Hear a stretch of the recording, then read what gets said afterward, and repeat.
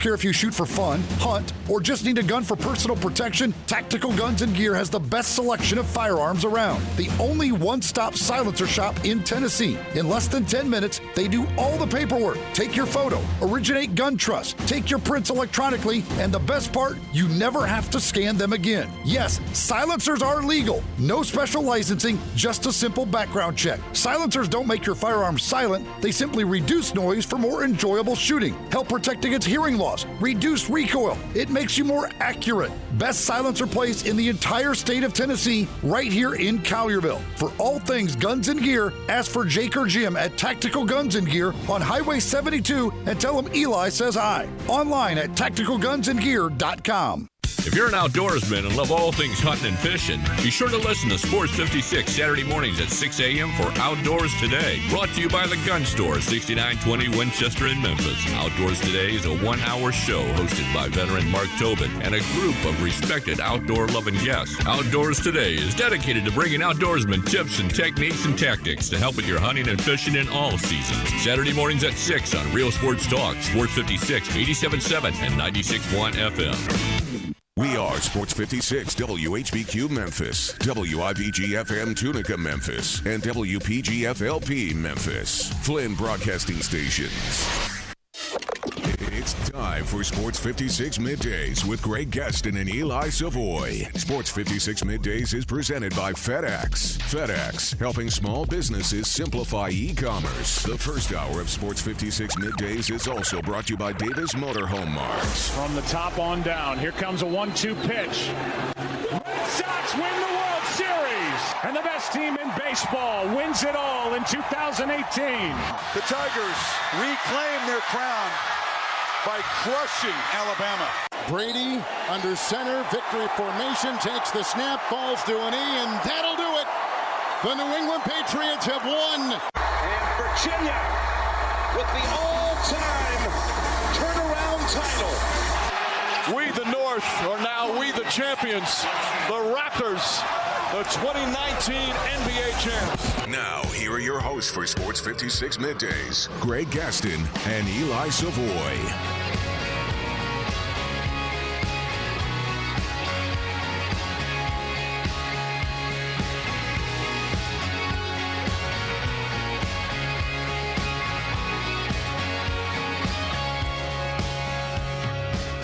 I got a piece of land out in the countryside. Lay back and smell the sun. Warm up the Georgia pie. Feels so good to be taking it easy. Why would I ever leave? 'Cause I know I got some good. Greetings, everyone. Good morning to you. Happy Wednesday. Happy Hump Day. Welcome into Sports 56 Middays. Greg Gaston, Eli Savoie, Austin Eldridge in the Family Leisure Studios, where family and fun come together. Family Leisure, 2120 Whitten Road, just north of I-40. It's the Wednesday, October 23rd, 2019 edition of the program. Sports 56 Middays is delivered each and every day by our title and presenting sponsor, FedEx. Visit fedex.com/e-commerce to see how FedEx can help you start, grow, and efficiently manage your business. We have quite the show lined up for you today. We will be talking plenty about the Grizzlies, who will open up their 2019-20 campaign tonight in Miami. The NBA season actually started yesterday with a couple of games that we'll talk about, but the Grizz in action tonight against Miami. And I need you via the First Bank text line to give us your prediction on the season. Strictly wins and losses. Your prediction for the 82-game regular season wins and losses for the Grizzlies. You can text in at 67129. Lil White, a local rapper who's got a tremendous following, dropped his new song about Memphis basketball. It's kind of a combination Grizzlies and Tigers. It's called Boys the Blues, and it was dropped this morning on the Q. We're going to play that for you here in just a few moments from Lil White on basketball in Memphis, and it is underway. Tomorrow night, the Tigers, with their first of two exhibition games at FedEx Forum, as they'll take on Christian Brothers University. Jerry Palm will join us at 11 o'clock to talk college football. In his weekly predictions, he has the Tigers in the Cotton Bowl. Joe Mullinax will join us at 11:30 to preview the Grizzlies, the site manager of SB Nation's Grizzly Bear Blues. And then at 12 o'clock, Sigmund Bloom, as he does each and every week, will answer all your NFL fantasy football questions. We'll have dinner and a movie. your chance to win a terrific prize package. We'll talk World Series. And what a surprise last night with the Nationals taking care of business in Game 1 against the Astros, the heavily favored Astros. And David Ross is the new skipper of your Chicago Cubs, Eli. Yes, he is. Well, not officially, but he will be. And it is not a surprise. It's who thought from day one was going to be the job. It's basically the man they have targeted and everybody kind of knew since about midway through the year.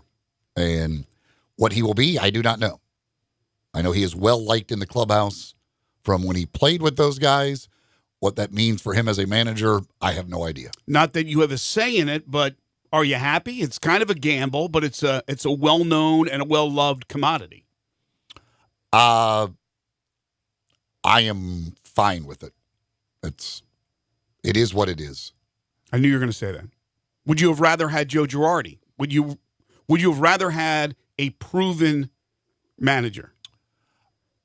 I would have rather had a proven manager, but there was never a thought that there was going to be one. I mean, it was going to be David Ross. It's the reason they got rid of Joe Madden. I mean, there was never any. They were always going to go with David Ross. I'll be interested to see what the staff they put around him is, based on the way they did some of these interviews and stuff. I'll be interested to see that. But it was always going to be David Ross, and this has worked in some cases. Other cases it hasn't worked as well. But we shall see. Last night, Game 1 of the Fall Classic, the World Series, and I guess this is why they play the games, right? The Washington Nationals, a prohibitive underdog, go into Houston and strike first as they defeat Garrett Cole in a game that lasted 3 hours and 43 minutes.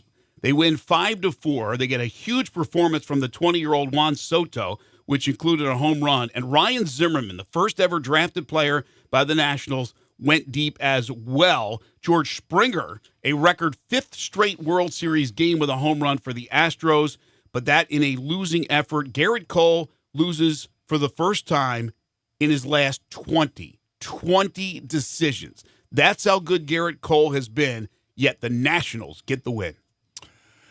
Yeah, this was I've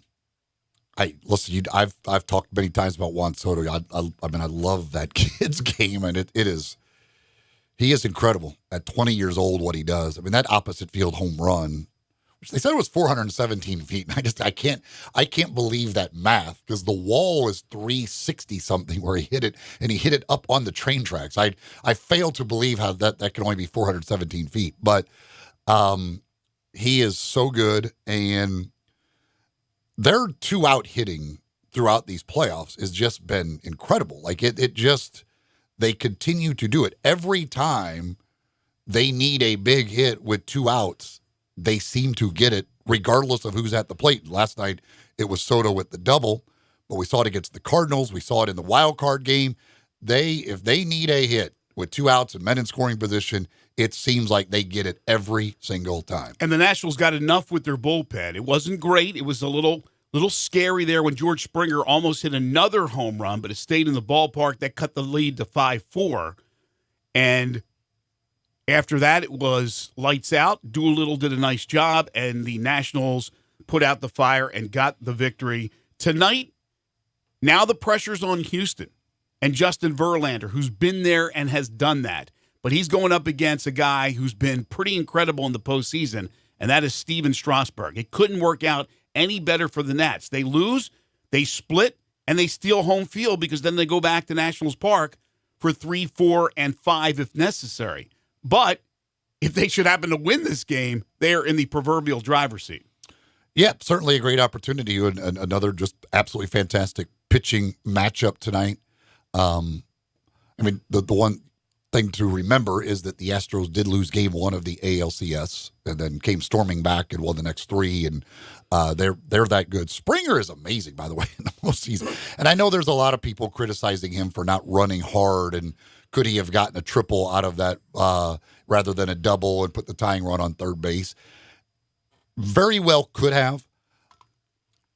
But the thing with me, Springer was not pimping a home run. No, not at all. He was just like, it was that moment of excitement, like looking, did I just hit that ball out? And he was kind of hopping along and like everything else. Whether he could have got, if he would have just put his head down and sprinted out of the box, yeah, he probably would have ended up at third. Now, his whole excuse about if the guy's tagging, I don't want to pass him, that I don't buy that. Like that, the guy's at second base. So if you get to second and he's there, like you can wait for him to go. But I don't necessarily have a problem with what he did. Most guys in that situation are at least going to be watching that a little bit because you think you may have just tied up game one of the World Series in the 8th inning. When you asked me last week during 2.5 questions about the 5 players that I would select as my top 5 players out of the 4 teams in the championship series, that's why I had George Springer as one of them. George Springer is a clutch postseason player, and he nearly tied that game up. But, again, it was not to be, and the Nationals get that opening game win in the World Series. Again, Garrett Cole loses for the first time in the last 20 decisions. Tonight, Strasburg, Verlander in another great pitching matchup, at least on paper. Tonight is also the start of the Grizzlies season as they will take on the Miami Heat. The last time the Grizzlies won a season opener on the road was their first game in franchise history when they played in Vancouver back in 1995. So a long time in the making. I guess what I'm saying is there's a chance. The Grizz have won 3 of their last 5 regular season openers, but that was after losing 13 straight to open their history in Memphis. So again, recently 3 of 5, pretty good. But if you look at the totality of the history of the organization, not good on opening night. And of course, there will be a lot of games this year where the Grizzlies will be the underdog like they are tonight in Miami. The good news is everybody is healthy, including DeAnthony Melton. Where did that come from? DeAnthony Melton, I thought was going to miss an entire month of the season, but apparently he is healthy. Not sure if he'll play. And Jonas Valanciunas, as I always thought was going to play to start the season, was being held out. This was just my gut feeling that it was more so about resting him from his busy summer, although he is reportedly on a minutes restriction. But he will play, and he will start tonight for the Grizzlies. Yeah, it'll be interesting to really kind of for the first time see Jonas and Jaren Jackson Jr. play together. I mean, once Jonas came over last year, Jaren went down. Like, we just haven't been able to really see them play together. So we'll see how that works, how playing alongside Jonas might help. Maybe it helps Jaren a little bit, especially on the defensive end where he has been plagued by foul trouble throughout last year and throughout this preseason as well. Jonas being there offensively in the post, how's that free up Jaren Jackson Jr.? So a lot of it'd be interesting to kind of see how things go. Grizzlies a 7.5-point underdog in this one tonight, but yeah, it's see it for real. We get to see it for reals. We get to see Ja Morant for reals, and what he's able to do. I've got later in the show, I've got 10 statements on the Grizzlies that I will see that we will play a little agree or disagree. Okay, and unlike the Tigers and the anticipation for what could be a very special season, I think most fans are realistic. They understand that this is a rebuild. They understand that there are young players trying to come together, some playing for the very first time, like in the case of Ja Morant and Brandon Clark. How much patience will they have with a bunch of losses? We'll see as we go down the road. But as long as this team is out there playing hard for first-year head coach Taylor Jenkins, playing competitively, I think people will understand. Those losses are going to mount up. Anybody who's out there thinking that this team is a 40-win team, they're off their rocker. It would be great. They would shock the world. But nobody, I think, in their right mind is expecting that. Now, with basketball season upon us, the Grizzlies opening up tonight, the Tigers will play their first of 2 exhibition games tomorrow against Christian Brothers University. As I mentioned earlier, to start the program, earlier today on the Q with Laddie, Lil White, one of the many local rappers here in the Memphis area, has a huge following, is fantastic at what he does. He dropped his song Boys the Blues about Memphis basketball. Not just the Grizzlies, it's about the Tigers as well. And he dropped it on the Q, and now for the first time ever, you're going to hear it on Sports 56.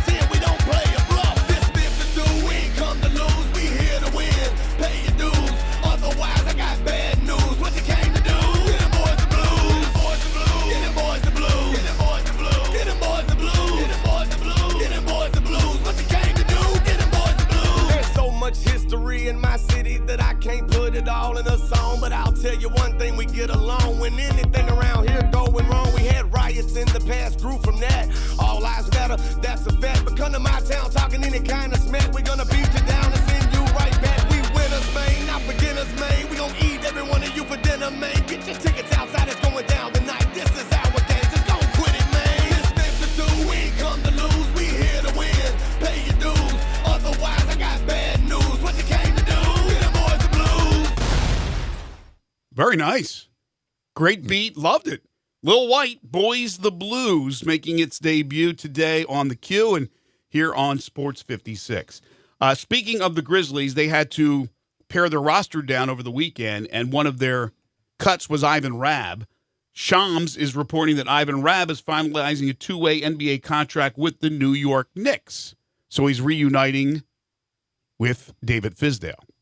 Good for Ivan. Yeah, very much good for Ivan. I feel like he still has. I mean, he can have an NBA career. I think he's got enough ability to hang around in the NBA. Never going to be a star. Not sure he can be a regular rotation player, especially on a good team. But I think he's got a role in the NBA, and he's still very young. So, and I like Ivan a lot. So, I'm happy for him. That's good news that he's still going to get an opportunity. Doubleheader last night to open up the NBA season. The Pelicans minus Zion Williamson lost to the Toronto Raptors in a pretty competitive game that went to overtime. So even though the Pelicans lost that game without Zion, played the Raptors tooth and nail. Of course, the Raptors no longer with Kawhi Leonard, and Danny Green's gone, who had a big game last night. But the Raptors got their rings in a ring ceremony before the game started. Marc Gasol and Kyle Lowry, former Grizzlies, and then they both went out and got technical fouls in the game. I like the tweet from John Hollinger, formerly with the Memphis Grizzlies. I was going to say University of Memphis. Formerly with the Memphis Grizzlies front office, saying that Marc Gasol now has an insurmountable lead in the race for technicals against Mike Conley. It was a weird game because the Pelicans would take the lead by like 10, and then it would be the Raptors would go on a big run, and then the Pelicans would go back up a little bit, and then the Raptors would come on a run. I tell you what, Fred VanVleet is. That's one everybody missed. They missed unbelievable. That dude. The league missed Fred VanVleet the first time around. 34 points, 12 of 18, 5 of 7 from 3-point range. I mean, you just like the two guys last night for the Raptors, Fred VanVleet with 34 and Pascal Siakam with 34 points and 18 rebounds. Two guys that the entire league could have had. Absolutely. And they have both turned out to be really, really good. And Siakam just signed the big extension. He ended up fouling out of that game, but 34 and 18. And as you mentioned, VanVleet 34 in a winning effort for the Raptors. It was not a great night for Marc Gasol, other than getting that big old gaudy ring. Boy, those rings. They're massive. Oh, my gosh. They probably weigh on your finger there. Hard to lift your arm if you're wearing that thing. Gosh, those things are huge. When Kyle Lowry put it on, I was like, it was bigger in his hand. Like it doesn't even look fair. I'll say this, though, like first time getting to see this Pelicans team. Now it's without Zion, but I love that roster. Like, I love watching them. When Zion is there, I think that team the Pelicans can be so entertaining. They can be so much fun to watch because so many young players. That is just a young group, and they're going to have some nights where they'll probably look terrible and all that. But man, when Zion's back, I think that team could be as entertaining as any team in the league to watch on a nightly basis. I'm with you. The nightcap battle of L.A., Clippers and the Lakers. The Clippers were the home team last night, and they beat the Lakers 112-102. Kawhi in his first game for the Clips had 30 points. They did not have Paul George. Lakers did not have Kyle Kuzma and Rajon Rondo as well, but we know who's on that Clippers. He's a mainstay, and he is instant offense. Lou Williams, 21.7 assists, 5 rebounds. Is Lou Williams going to be a sixth-man Hall of Famer? I don't know. He's great every year. He's great. He's had an unbelievable career, and he is one of those instant offense guys, and he's done it for many, many years off the bench. But it's I don't know if it'll be worthy of a Hall of Fame nod, but he has had absolutely a heck of a career. Their bench, the Clippers bench, was just silly. They scored good. over 60 points, did they not? They scored 60. 60, okay. They scored over. There was only one starter in double figures for the Clippers. That was Kawhi with 30. No other starter got double figures. All four guys that played off the bench all got in double figures.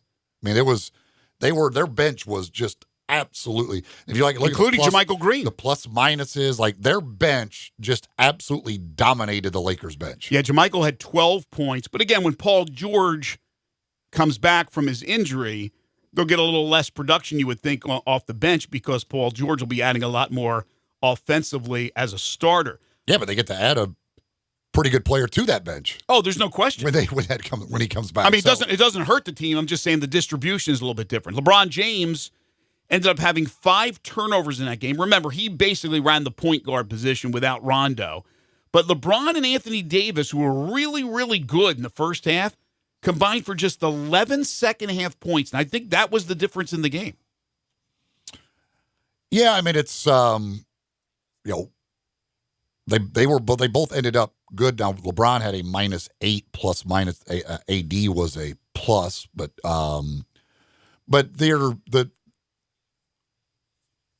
there will be people that, I mean, obviously LeBron is under the microscope, so everything that he does, they'll break it down, and especially now that he's with Anthony Davis, all this stuff.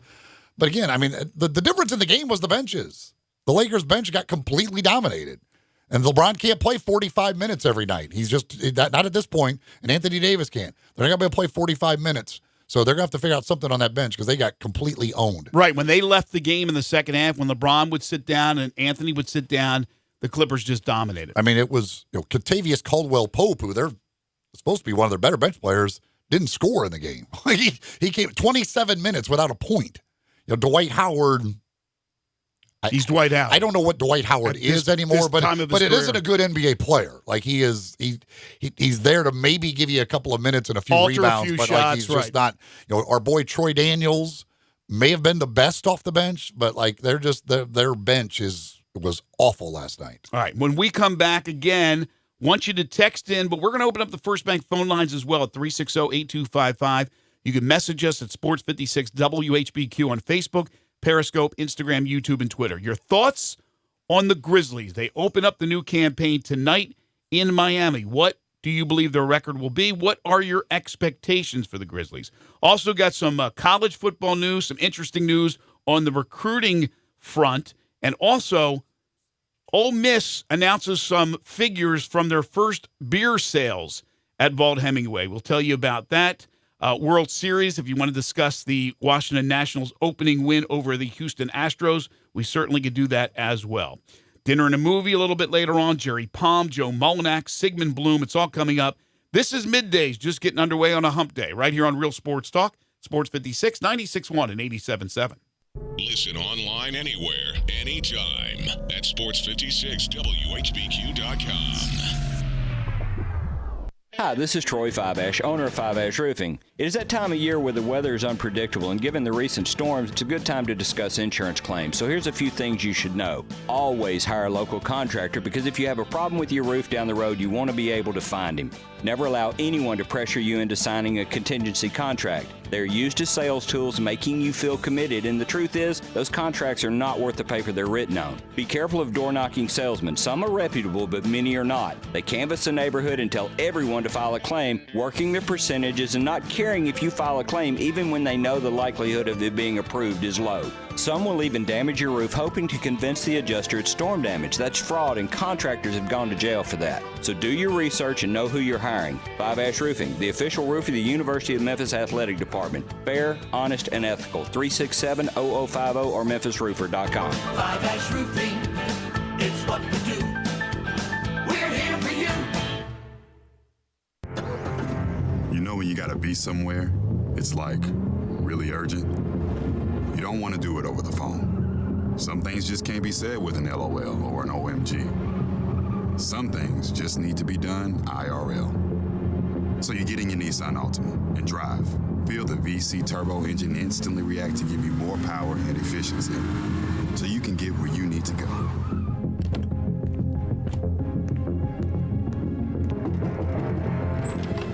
Hey, Eric. What are you doing here? Like. Huh? Your social post. I liked it. Oh, thank you. There's a button for that, right?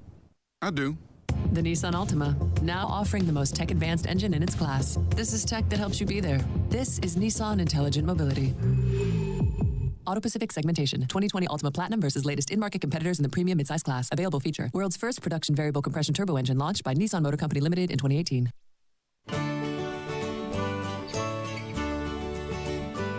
Fall is fast approaching, and you know what that means. Time to start thinking about covering your pool. The best way to protect your pool, your loved ones, and your pocketbook is with a safety pool cover. Mario's Pools on Exeter and Germantown has the best advertised price on all pool safety covers, solid and mesh. Keep your pool looking great year after year. A safety cover requires less maintenance, saves money on chemicals and water, prevents standing water, and extends the life of your liner. Call Mario's Pools at 552-3399. That's 552-3399, or just walk in and see him in Germantown on Exeter Road. Plus, he specializes in pool closings. Mario's has an A rating with the Better Business Bureau. Check out his reviews on Facebook. Protect your investment. Call Mario's Pools today, 552-3399. Dirt happens, as well as debris, dust, and damage. And when they happen to you, you need good, clean, fast service. You need Hilo Commercial Services. Hilo specializes in construction, commercial, food plant, and industrial cleaning with customized service just for you. Hilo is also an expert at high dusting to clean hard-to-reach places. When dirt happens, call Hilo Commercial Services, 901-277-6733, or visit hilocommercial.com. Hilo Commercial Services, good, clean, and fast for you. Sundays and Mondays are special at the Butcher Shop, celebrating over 35 years of serving the Mid-South by giving a big thank you to you, their loyal customers. You can come in, relax, watch your favorite games, and enjoy hand-cut steaks along with a premium bar. Sunday and Monday nights from 5 until 8:30, you can get select entrees for $25. That includes a salad, baked potato, and bread, and you don't have to pick one, you get all three. Some of those entrees are 10-ounce New York strip steak, slow roasted prime rib, Atlantic salmon with dill sauce, marinated grilled chicken breast, grilled boneless pork chops, and crab stuffed shrimp. Plus, all appetizers and desserts are 20% off. Don't forget, Hamburger Friday every Friday from 11 to 2. It's the best. The Butcher Shop, always a Memphis tradition. Call 901-757-4244, 901-757-4244 for more information, or just stop in at 107 South Germantown Parkway in Cordova. AC trouble? Make your first call your last call. Call Air Doctors of Memphis, 901-598-HVAC. Owner Matt Davis is a third-generation full-service air conditioning specialist. Air Doctors of Memphis services all major brands, and labor and parts are guaranteed 100%. Their yearly AC checkup is only $60, and 24-hour emergency service is billed at normal rates. Your comfort is their highest priority. Contact airdoctorsofmemphis.com or call 901-598-HVAC.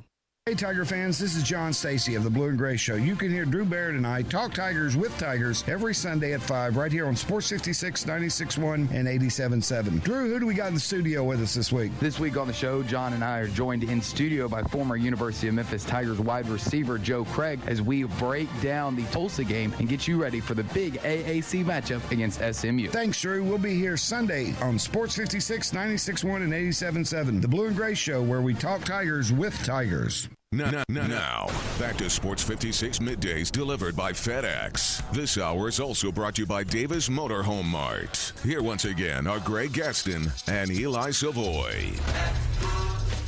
Welcome back, everybody. 10:31 the time on this Wednesday morning. Greg Gaston, Eli Savoie, Austin Eldridge. So last night, very quietly on Twitter, you follow whoever you follow, but if you're in the Memphis area, you're probably following some people who are very in tune with recruiting, whether it's basketball or football. And last night, 3 Whitehaven High School linebackers, and I'm sure John Varlas will have a lot to say about this when he joins us Friday, committed to the University of Tennessee.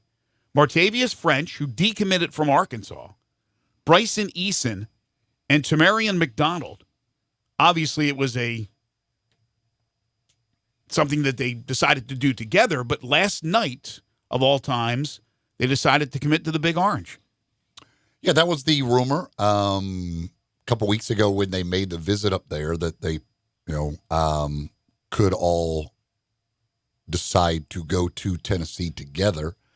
And it was, John Varlas, I believe when we talked to John, he talked about the fact that he didn't know for sure because a couple of them are kind of similar players, and you wondered at the college level how that would work out. But apparently Jeremy Pruitt was able to convince all three of them that they should come there together, and that's three really good players. I know that much. And so we shall see how it works at the next level. Yeah, I'm thinking about the linebacker position, and Tennessee over the years, obviously they've produced a lot of NFL players at all positions. But when was the last linebacker they sent to the NFL? I'm just curious because obviously the University of Memphis sent one to the NFL just a couple of years ago in Jannard Avery. But there are some guys that no matter how well the Tigers are playing and how much of a chance they have to win their conference, that players have their mind set on the SEC or a Power 5 school, and it's tunnel vision. They're not even considering. I'm not sure how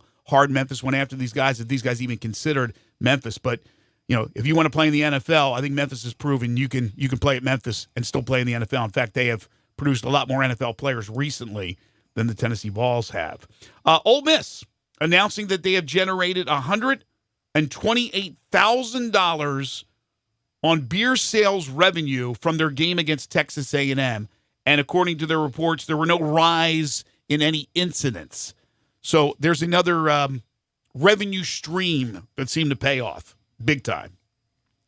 Yeah, I mean, there's a reason they all decided to, or the ones that have made that decision for sure, realize what it can be. And I firmly believe that 2 or 3 years down the road, every school in the SEC will be selling alcohol at games. Some may not want to do it right away, but I think they'll eventually get on board when they see the amount of money that it can bring in. Look, we need it. Okay, we're Ole Miss fans. We need that alcohol. You still have LSU to come, so. Probably, double that number. If that's 128,000, LSU should be somewhere in the 1.2 million range, if I'm guessing correctly.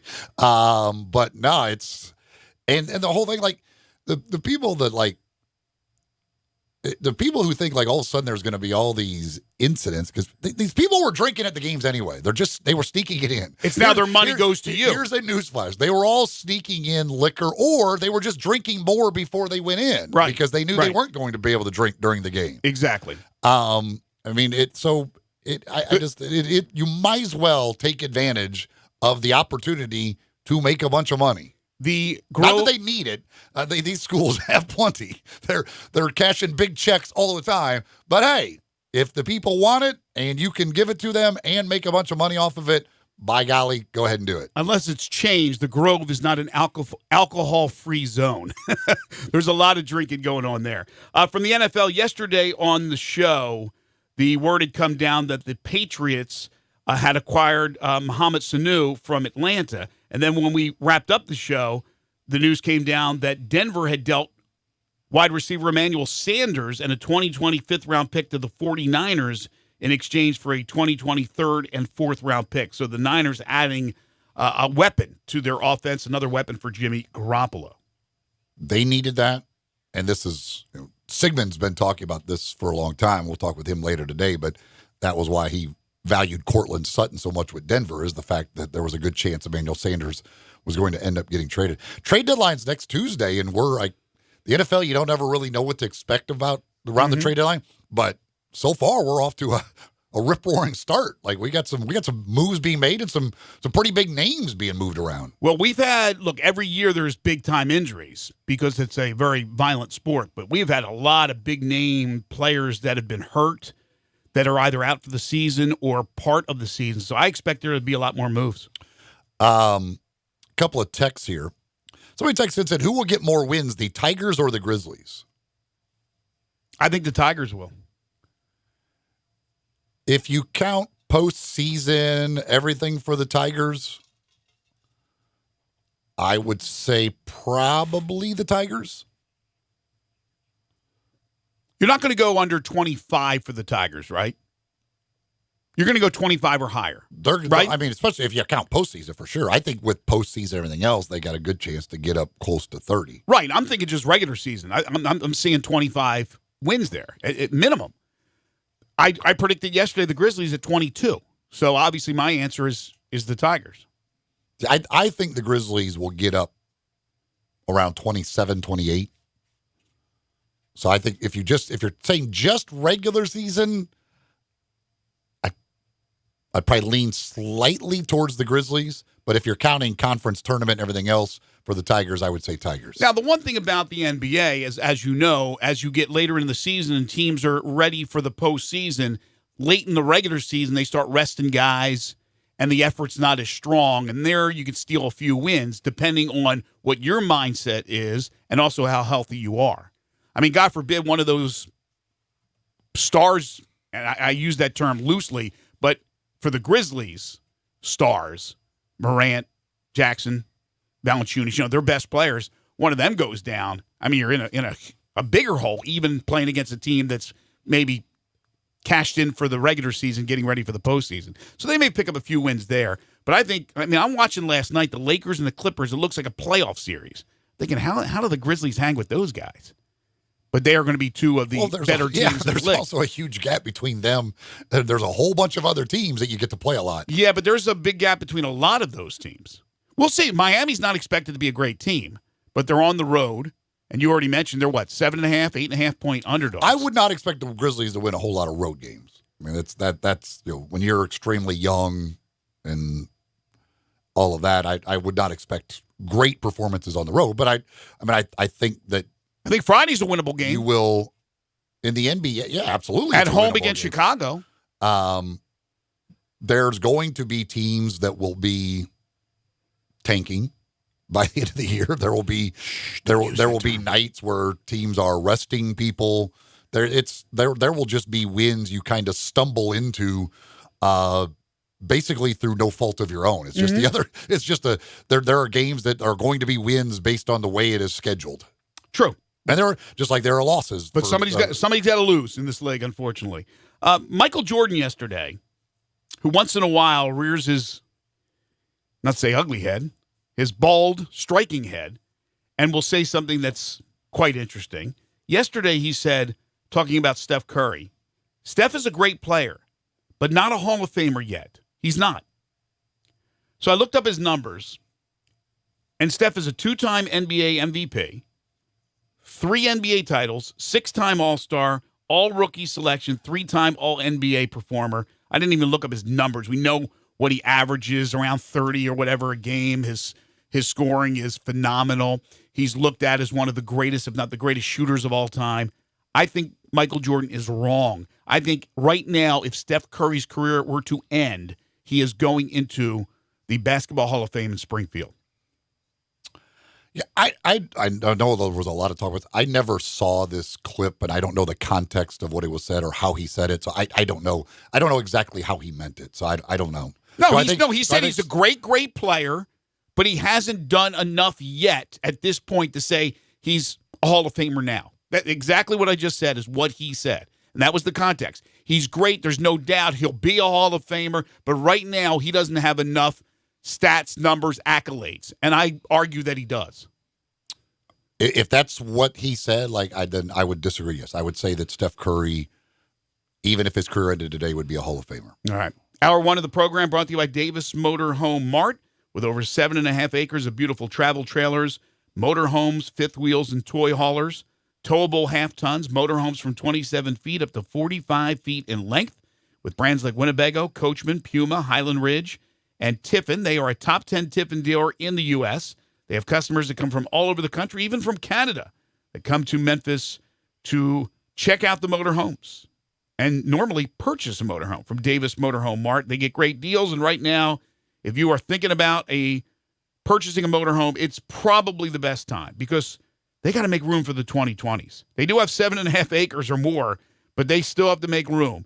And they have a big blowout sale going on right now on all their 2019s. These are brand new 2019s you're getting at low discounted prices.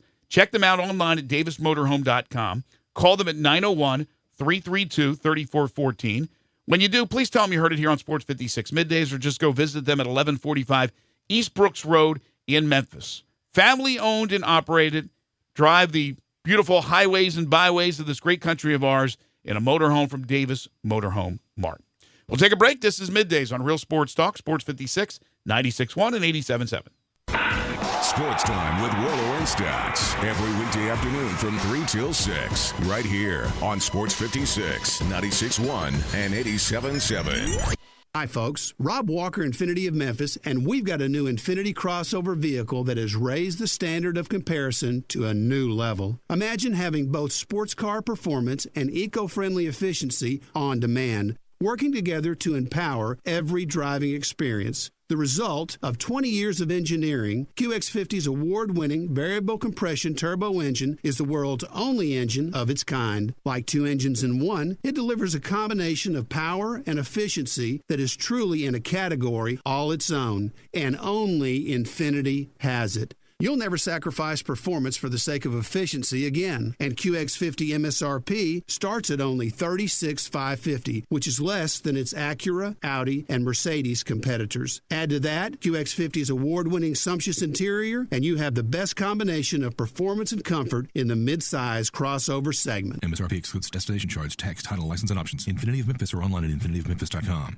Did you learn your ABCs when you were a kid? Well, as a grown-up, it's time to learn your CBDs, as in CBD edibles, oil tincture, pain cream, and beauty products, all found at your CBD store. With 3 locations, Poplar Avenue, North Germantown Parkway, and Goodman Road East. You'll find all natural, organic, and non-GMO products. Need to learn more? Your CBD store has a knowledgeable and friendly staff that can answer questions, help with choices, and put you at ease about your CBDs. Your CBD store with 3 locations, Poplar Avenue, Cordova, and South Haven. Your CBD store, making it as easy for you as ABC CBD.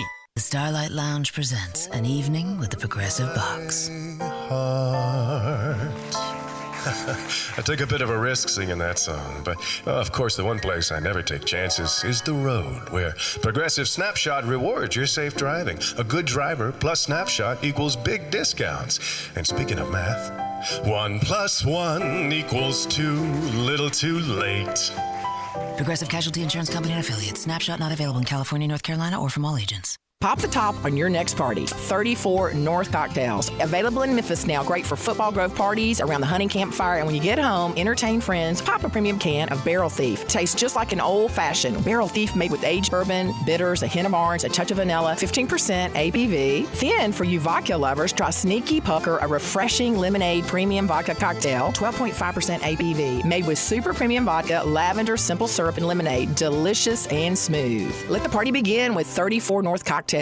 Is imitation the sincerest form of flattery? Not when it comes to your car audio. Stereo One is the leader in car audio, remote start, security, and more for the past 30 years. Stereo One is proud to announce the grand opening of their new location, 1983 Covington Pike, across from the Honda dealership. To celebrate their new location, Stereo One has marked down their entire inventory. Remote start systems at $129. With free installation. Subwoofer base packages start at just $199. Window tint starting at $129. The entire inventory of radios and touchscreens with features like Apple CarPlay, Bluetooth, and backup cameras are marked to go. Check out Stereo One before you buy online. Their knowledge, friendly sales staff, and pro installation team will take care of you. Visit the Stereo One new location today, 1983 Covington Pike, across from Honda, or visit their mega store at Mendenhall and Winchester. Make sure you go to the originators and not the imitators. Stereo One is still the one for your auto accessories.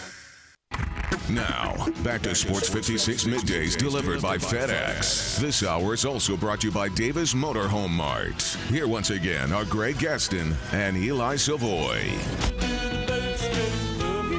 All right, so Tom Brady's in the final year of his contract. He's 42 years of age. He has said he wants to play till he's 45 years old. He made his weekly radio appearance on WEEI in Boston. He said, I think when you commit to a team for a certain amount of years, you kind of feel like your responsibility is to always fulfill the contract. For me, it's been good because I'm just taking it day by day and I'm enjoying what I have. I don't know what the future holds.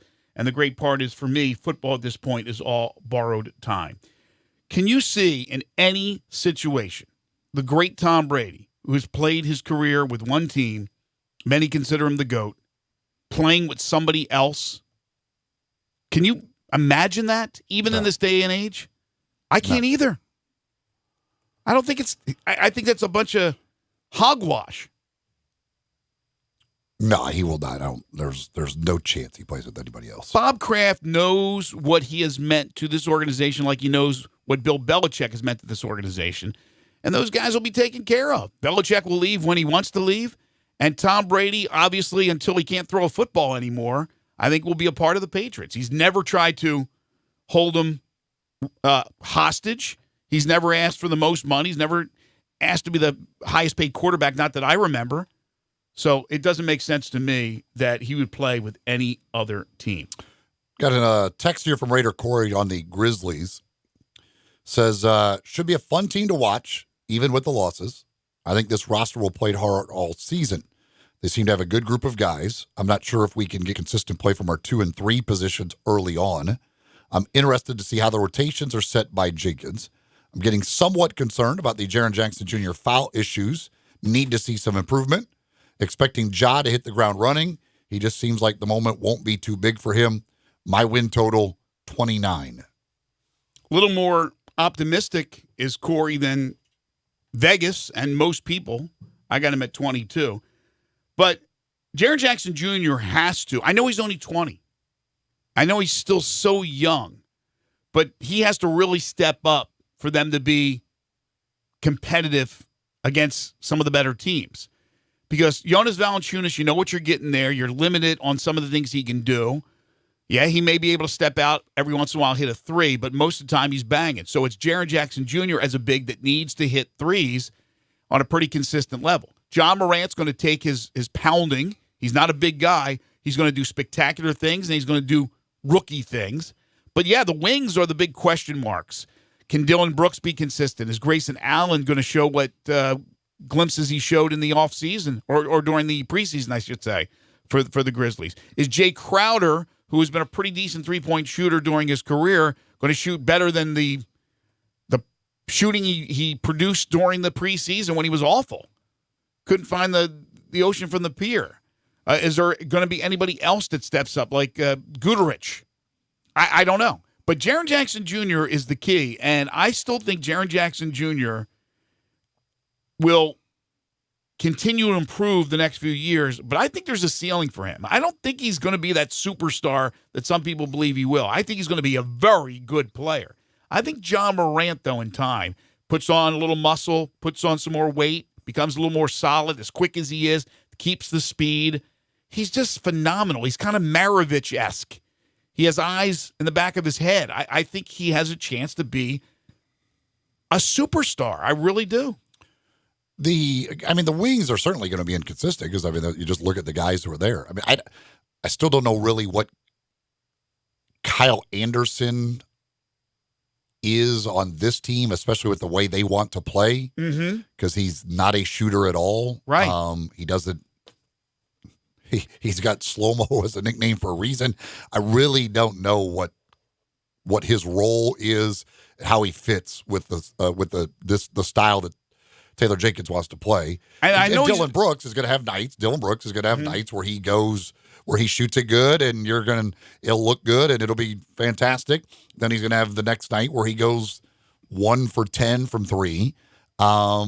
And that's just what it is. But they're going to, they want Dylan Brooks to shoot. They want everybody to shoot. They want to get threes up, and they're going to miss a lot of those a lot of the nights.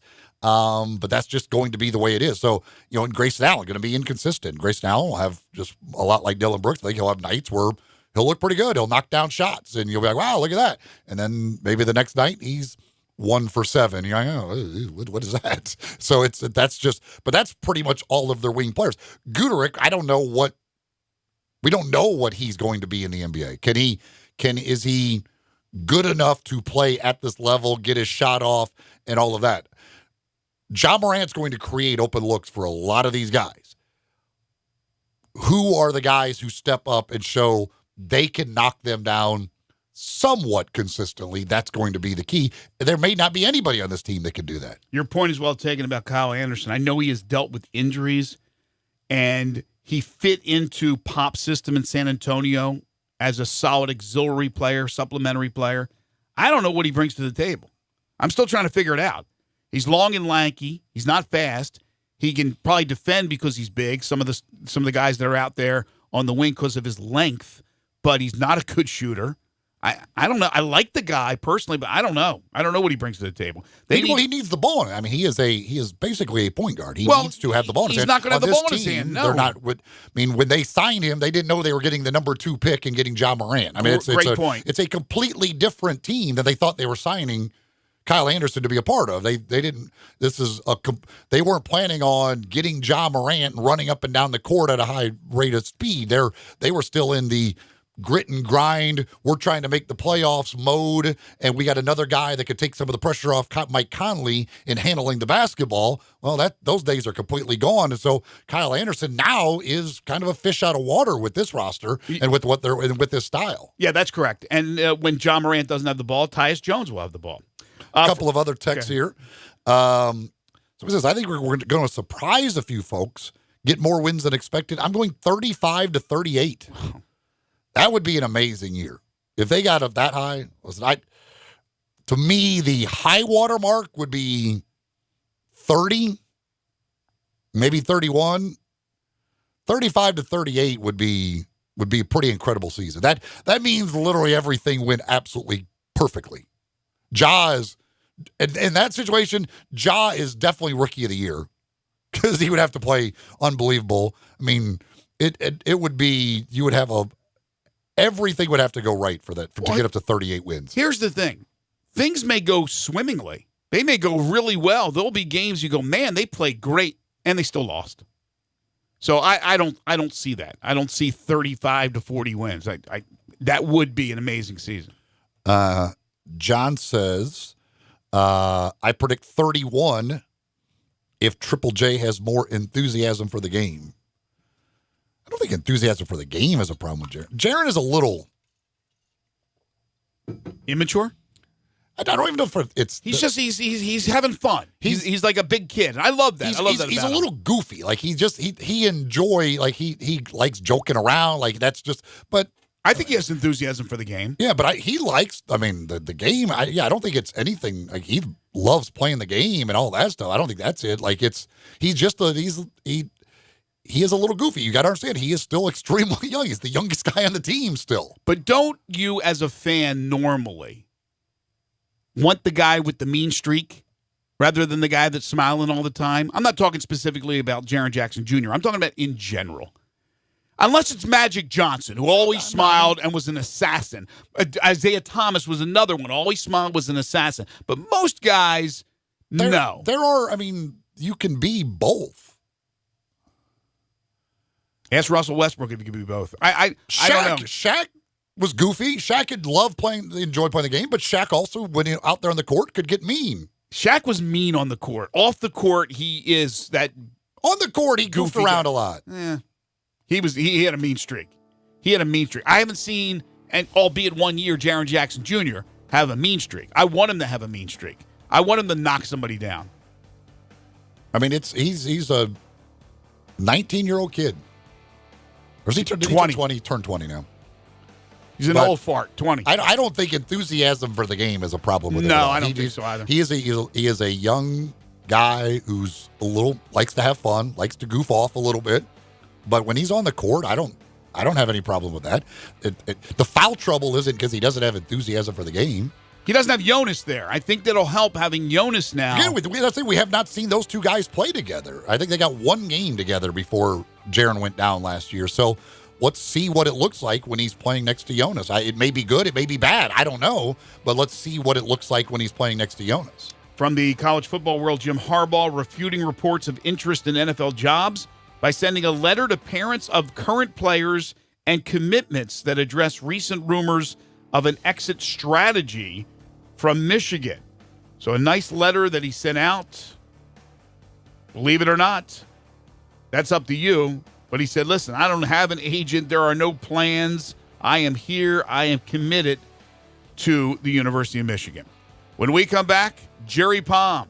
He has the Tigers in the Cotton Bowl. We'll talk to him about that and all things college football. Hour 2 coming up. This is Middays on Real Sports Talk.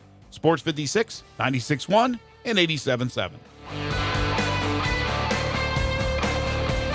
Bartlett Small Engine has been serving quality power equipment since 1970. They have a full line of power equipment, parts, and services for most makes and models. Bartlett Small Engines has the best brands in the power tool industry: Honda mowers, trimmers, and generators, Steel blowers, trimmers, and chainsaws, Echo trimmers, blowers, and chainsaws, plus quality products from Red Mat and Shindawa. And they're all American made. Bartlett Small Engine is your can-do store. 6780 Summer Avenue. Call 901-386-9779.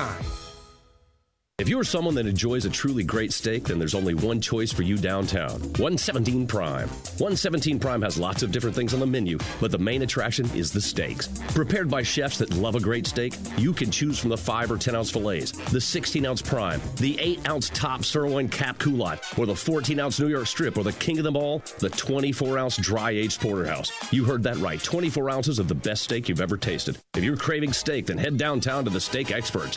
Head to Prime. The Vault on G.E. Patterson in South Main downtown has all your game day needs with 30 TVs. If your game is not on one of the 20 big screens, then sit in a booth with your own remote. The Vault has game day specials on pitchers, buckets of beer, and great food, which is the best thing about the Vault. This is not your normal sports bar. Chef Dirk Meitzler from On Tour and Cafe 621 has all his favorites like chicken Newport and his new lobster enchilada. Open for lunch and dinner every day with lunch specials for $12 weekdays with a drink. The Vault on G.E. Patterson in South Main, your downtown place to eat, drink, and watch the game. Hewlett & Dunn, nestled on Old Town Square in Collierville, has 4,000 square feet of the largest boot selection in 200 miles. International boot legends Luke Casey, Double H, Red Wing, Ariat, Justin, and Tony Lama. Hewlett & Dunn has rubber hunting boots by Dry Shod and recently has expanded the selection of safety work boots. Filson Hunting Gear, biggest selection in 3 states, and now carrying Duckhead. Western wear, hunting attire, jeans, belts, hats, and more at 111 North Center Street, Collierville on Old Town Square. You need to stop by Hewlett & Dunn, you bet your boots. DeSoto Auto Sales specializes in late model cars with low mileage. They have the highest standards in the car industry. All of their cars are test-driven, checked out from head to toe, unlimited inventory, every make and model. And if it's not on the lot, they'll find it for you. Walk in the door of DeSoto Auto Sales, 5704 Goodman Road. Within 45 minutes, you can test your car, get credit approval, and finish paperwork within an hour. No shortcuts at DeSoto Auto Sales. Kind, courteous employees, a down-home environment. DeSoto Auto Sales cares about your time. Lowest prices in a 350-mile radius. We're living in a world today where time does matter. Visit them online. Check out their referrals. DeSotoAutosales.com. Very proud to serve DeSoto County and other surrounding areas. DeSoto Auto Sales, 5704 Goodman Road. Call 662-890-7184. 662-890-7184. Come on down to DeSoto Auto Sales. We are real sports talk. Sports 56, 96.1, and 87.7. Available on your radio dial at 560 AM, 96.1, and 87.7 FM, as well as online around the world at sports56whbq.com. Take us with you everywhere on your phone or tablet by downloading the Sports 56 app, and at home, tell Alexa or Google to play Sports 56. If it's happening in the world of sports, we've got it covered. Wherever you are, stay tuned to Real Sports Talk. Sports 56, 96.1, and 87.7. We are Sports 56, WHBQ Memphis, WIVG-FM Tunica Memphis, and WPG-FLP Memphis. Flynn Broadcasting Stations. Now, back to Sports 56 Middays presented by FedEx. Here once again are Greg Gaston and Eli Savoie. Let's do it. Well, she was an American girl. Welcome back. 11:01 the time. Hour 2, Sports 56 Middays on this Wednesday, October 23rd, 2019. Greg Gaston, Eli Savoie, Austin Eldridge gathered once again in the Family Leisure Studios where family and fun come together. Family Leisure, 2120 Whitten Road, just north of I-40. Sports 56 Middays is delivered each and every day by our title and presenting sponsor, the great folks at FedEx. Make the most out of your e-commerce experience by finding insights and inspiration from other small business owners. You can learn more at fedex.com/e-commerce. And the second hour of the program is brought to you by the new Moneyline Book Bar and Grill at the Gold Strike Casino Resort. I'll tell you more about that a little bit later on in the hour. But right now, it's time for Jerry Palm. It's time for Sports 56 Middays Weekly Chat with Jerry Palm, college football and basketball writer for CBSSports.com. Here are Greg, Eli, and Jerry.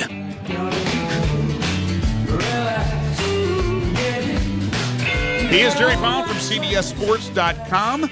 You can follow him on Twitter at JPPalmCBS. Catch him every Wednesday right here on Sports 56 Middays. He joins us now. How are you, JP? I'm all right. How are you? Doing fantastic. What did you think of this tweet from Scott Strickland, the Florida Gators AD, asking basically for other Power 5 schools if they're interested in scheduling a home-and-home series? Not doing anything in private, calling up other ADs. He just went out on social media and said, let's connect and schedule quality games the fans want to see. Go Gators. I think all of those negotiations should be public. Really? I think they should. I think every AD should do this, and all negotiations of this sort should be done on Twitter, because that makes the most sense. Because nothing would get in the way of getting these games put together if you did it on Twitter. So how about that? Well, I mean, Florida has openly said they want to play 10 games against Power 5 opponents every year. So I love it. I mean, that's not probably how I would have gone about it, but I get enough trouble with the stuff I put on Twitter that's related to my job. I suppose I don't, I wouldn't invite trouble, but that's one way to get your message out, I suppose. Of course, UCF is saying, why not P6, man? Stretch this thing. Yeah, I think that'd be, I'm not a huge believer in the whole P6 concept, but UCF is a quality program, and I think it would be great if those two played each other. Well, Florida has tried. They said do it 2 for 1. UCF is not willing to accept that, so Florida's moving along. Right. Jerry, the shocking, I guess would be the only way to describe it, loss by Wisconsin to Illinois last week. My goodness. What does that do to Wisconsin? If a one-loss Wisconsin Big Ten champion, with that loss being to Illinois, how does that compare then to other one-loss conference champions that might be out there? Well, it would be interesting. I guess it depends on who else is there, because in order for that to happen now, Wisconsin has to beat, first of all, Ohio State in Columbus this weekend. Yeah. And then possibly Ohio State again, or maybe Penn State. They're going to have to pick up a couple of pretty high-quality wins to make that happen. Yeah, that's what I think about. Like, would a loss, if you lose to Illinois one week, come back the next week and beat Ohio State, does everybody just say, all right, well, who cares about the Illinois loss? Well, I don't know that they ever say who cares about it. You can't say who cares about it. It's part of who you are. But I think it would be pretty solid evidence that they were caught looking ahead. Yeah. It's the Illinois game is just inexplicable. I mean, Wisconsin didn't take care of the football. It's an age-old story. The only way to give a 31-point underdog a chance is to not take care of the football. Mm-hmm. And, they didn't take care of the football. They had the game won and coughed it up twice. You can't do that. Out in the Pac-12, which most people have written off already, Oregon sits with just the one loss to Auburn. Had a chance to win that game to open up the season. Since then, they've been pretty darn good. They rallied to beat Washington. They have some decent opponents, not great opponents, but decent opponents left on their schedule, including Washington State this weekend at USC, Arizona at Arizona State. Oregon, Pac-12 champion, the one loss to Auburn. Where would they be on the pecking order for playoff? Well, the only one-loss conference champion they would be ahead of, for sure, is Clemson. If you have a one-loss Oklahoma conference champion, they might be ahead of them as well. I think that depends on who Oklahoma ultimately loses to. But I don't think they're ahead of a one-loss SEC champion or a one-loss Big Ten champion. Okay. So unless, by the way, that one-loss Big Ten champion is somehow Minnesota. I think they could be ahead of them. Their schedule's dreadful. Yeah, so going back to that, so a Wisconsin again, like a Wisconsin with that one loss would be ahead of Oregon. State or Penn State. Yeah, somebody somehow end up a one-loss Big Ten champion. I think they'd end up ahead of Oregon as well. What do you just because of the strength of those leagues? What do you expect to happen between Wisconsin and Ohio State this week? Does Ohio State just continue their march? Well, I think it'll be their toughest challenge yet. Well, I mean, Wisconsin's defense is pretty good. Yeah, they didn't give up. They only gave up 3 points at any part of a game. You know, when the game was still in doubt prior to last week. You know, in the first 6 games, yeah, they gave up 3 points to Northwestern while the game was still in doubt. That was it, the whole season. So, yeah, I think you're going to see a pretty fired up Wisconsin. I think you're going to see a pretty physical game. I still think Ohio State's going to win comfortably. I don't think they're going to beat them by 40 or anything like that. It's probably a 14 to 17 point win for Ohio State in the end. But Wisconsin's going to make them work for it. What do you think about LSU Auburn? I think that's a pretty close game too. I like the physicality of Auburn's defense. I think they have a chance to slow LSU down a little bit. I'd be surprised if they score 42 on Auburn. I don't think that's going to happen unless the defense scores. But I think Auburn can make a game of that. What's the line on that game? It's like 12. It's like 2 touchdown line as well, isn't it? 10. It's 10.5. I'm showing right now. Yeah, I could see it around there. It's funny because I think LSU is going to win. I just think Auburn is going to be the biggest challenge to the LSU offense so far. So because both of those games, I mean, the LSU offense has been an absolute machine.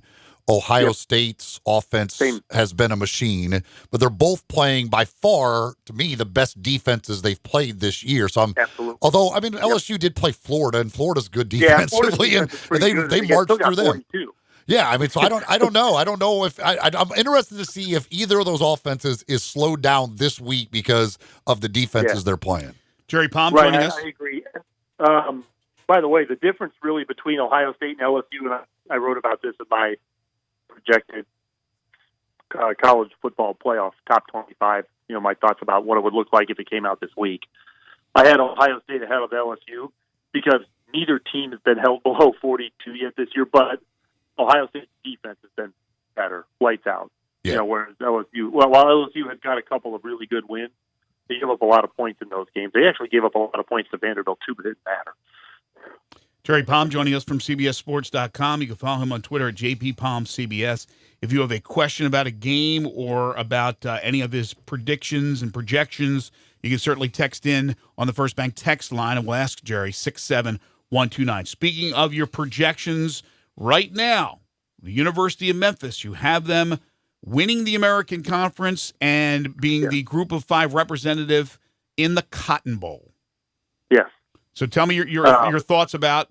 We know there's a lot of landmines that still remain on their schedule, but talk about your thoughts about Memphis. Yeah, that's true for everybody. By the way, sure. I mean, the top of this league is really good. Cincinnati, I think, is an outstanding team. SMU still undefeated, an outstanding team. I guess I've kind of been on Memphis's bandwagon pretty much all year, for most of the year. I just think that this is a really good team. Hasn't had a chance to really show itself against the better teams in this league yet, but I think the loss at Temple notwithstanding, I like what Memphis does offensively. I think they've got a pretty good defense, and I actually think the team that's good, I think they're going to beat. They get SMU right in the regular season, yes. Division, mm-hmm. And that's at home, right? Right. Yes. Yeah, and they get SMU at home, and they get Cincinnati at home.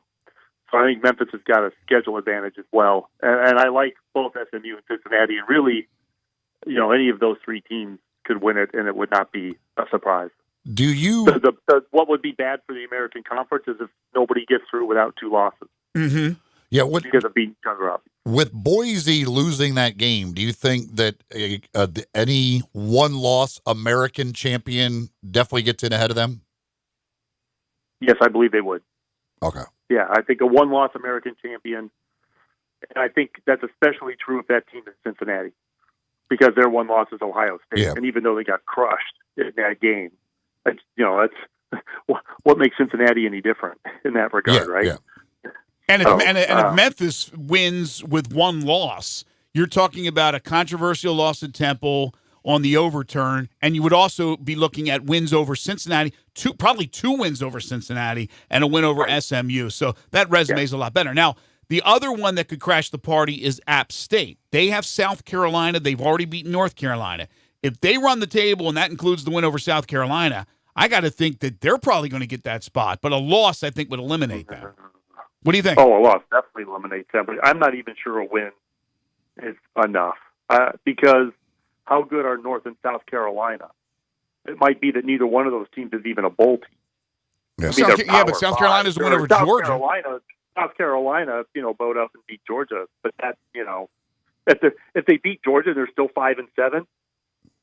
That doesn't make them a great team. It means that it was a team that had a great day. Kind of like in Illinois. Yeah, it goes like if you beat Illinois, how good is that win? Just because Illinois, exactly. That's the whole thing. Purdue might beat Illinois this week. If they're, Illinois was so impressive against Wisconsin that they're 8-point underdogs at Purdue. Right. So right. You're right. Every dog has its day, kind of thing. Yeah. Yeah. That's why they call them upsets. What do you think about the Notre Dame-Michigan line? To me is a little intriguing that Notre Dame's only a 1-point favorite here. Oh, they're favored now? Because the last line I saw was Notre Dame is an underdog. And in fact, I think I saw it as high as 2.5 for Michigan.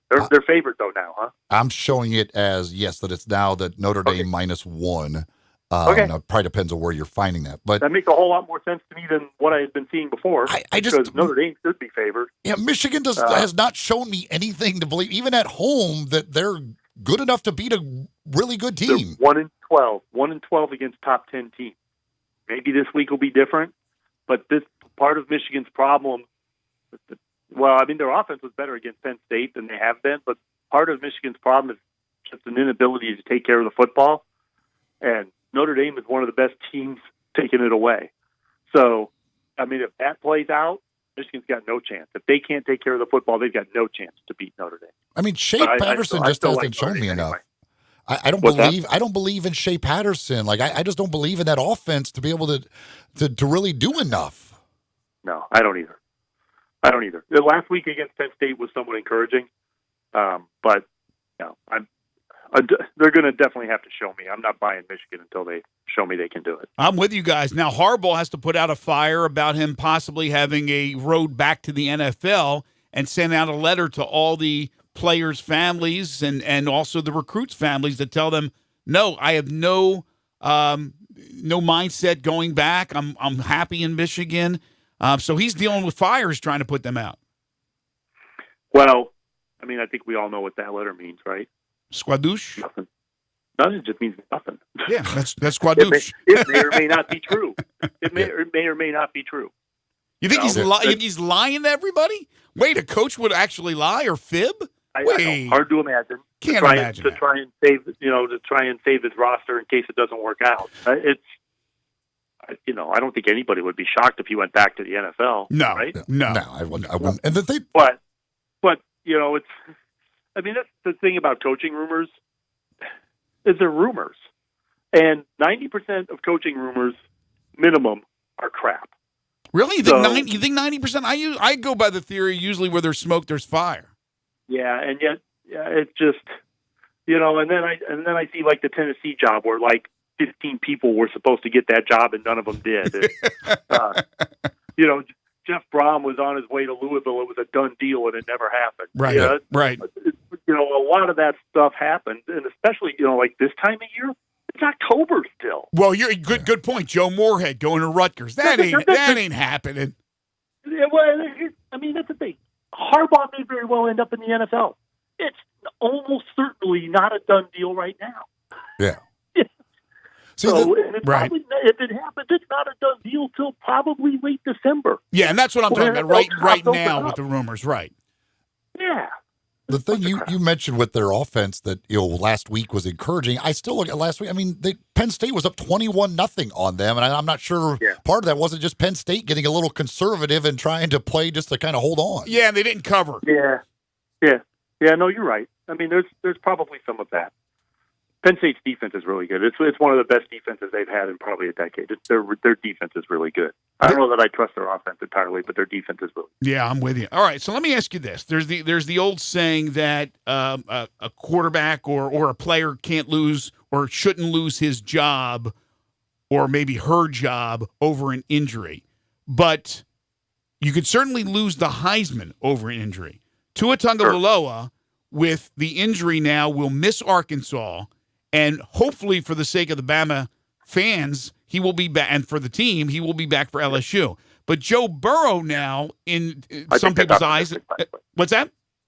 I said I think that's optimistic. By the way, I do too. I do too. Being back and effective.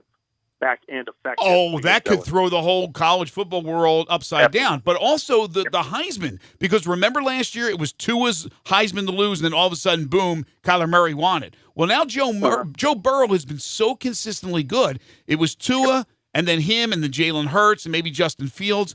But now I think Burrow maybe jumped ahead, and you have the injury where he'll miss another game, and he may jump ahead even further. So maybe there's a chance you could lose that Heisman, right, in a situation where you're injured. Yeah, although if he comes back and beats LSU, then maybe it doesn't matter. Right. But especially if he doesn't even play against LSU. Yeah. That's. But you remember he had this same injury, I guess, on the other leg, other ankle. Yes. Yep. Or roughly the same injury, and then before the playoff, and they come out to play. I think it was it Georgia? Or maybe that was the SEC title game.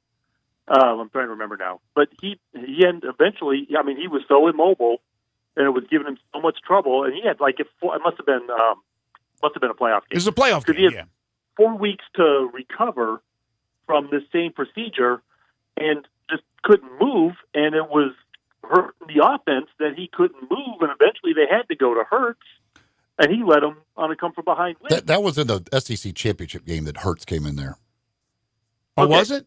Yeah, but he wouldn't have had that much time between the operation and the game. I don't remember what he was like in the playoffs, but I know Hurts came in the SEC championship game. Yeah. So, anyways, and I could be a little fuzzy on it. Although I do remember the part that I remember is same injury.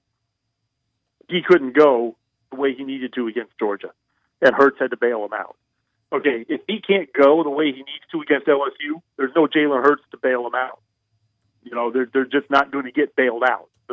The backup situation isn't good enough this year. Look, I understand. I understand modern medicine, and I'm not a doctor, so I obviously have no clue. But it just seems to me that even a minor procedure, going in with some kind of tools that open up your skin and get into the muscle, that it's going to take a little bit more than 2 weeks. Well, to call me crazy. Here's the thing. I mean, look, I'm no doctor either, but just anecdotally speaking, everybody who gets a high ankle sprain, everybody is out about a month.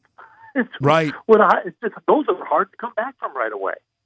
And so I don't know if this is going to help him come back faster or not, but, it's just, I mean, look at Josh Jackson at Maryland. He's got a high ankle sprain. We haven't seen him for 3 weeks, and we're probably not going to see him this week. It's a hard injury to come back from quickly. In the first game of the playoff last year, he was 24 of 27 for 318 and 4 touchdowns, so it did not affect him in the playoff. Okay. He threw more touchdowns and incompletions in the first game but of the playoff. Between the championship game, the conference championship game, and the playoff is a month, basically. So you have a lot of time to get better. We're talking about 2.5 weeks In the SEC championship game, he was 10 of 25, 1 touchdown, 2 interceptions. Jalen Hurts came in, was 7 of 9. That's the game I was thinking of. Yep. Okay, so he didn't have as much time then as he might even have now. Right. Yeah. The time he had between now, I don't know this for sure. But it seems like the time that he had from that injury to this SEC championship game was about the same amount of time he's going to have now between the injury and LSU. Whereas the championship game to the playoff was a month. So he had plenty of time to get better and heal for that game. So, again, hopefully for Alabama's sake, he's ready to go and he's 100%. If not, I'm not going to believe he's playing until he's actually out there warming up. So let me ask you this then before we let you go. All right, so Tua plays, he's less than 100%, and we kind of know it by the way he's playing. LSU wins the game. They go on, they beat Georgia, let's say, in the championship game, the SEC championship game. LSU's in. Alabama wins out. They beat Auburn in the Iron Bowl. They only have the one loss to LSU, but they don't win their division, is Alabama in the playoff? And how much do they take into consideration, too, and not 100%? I would say most likely not. Not? It depends on who else is there.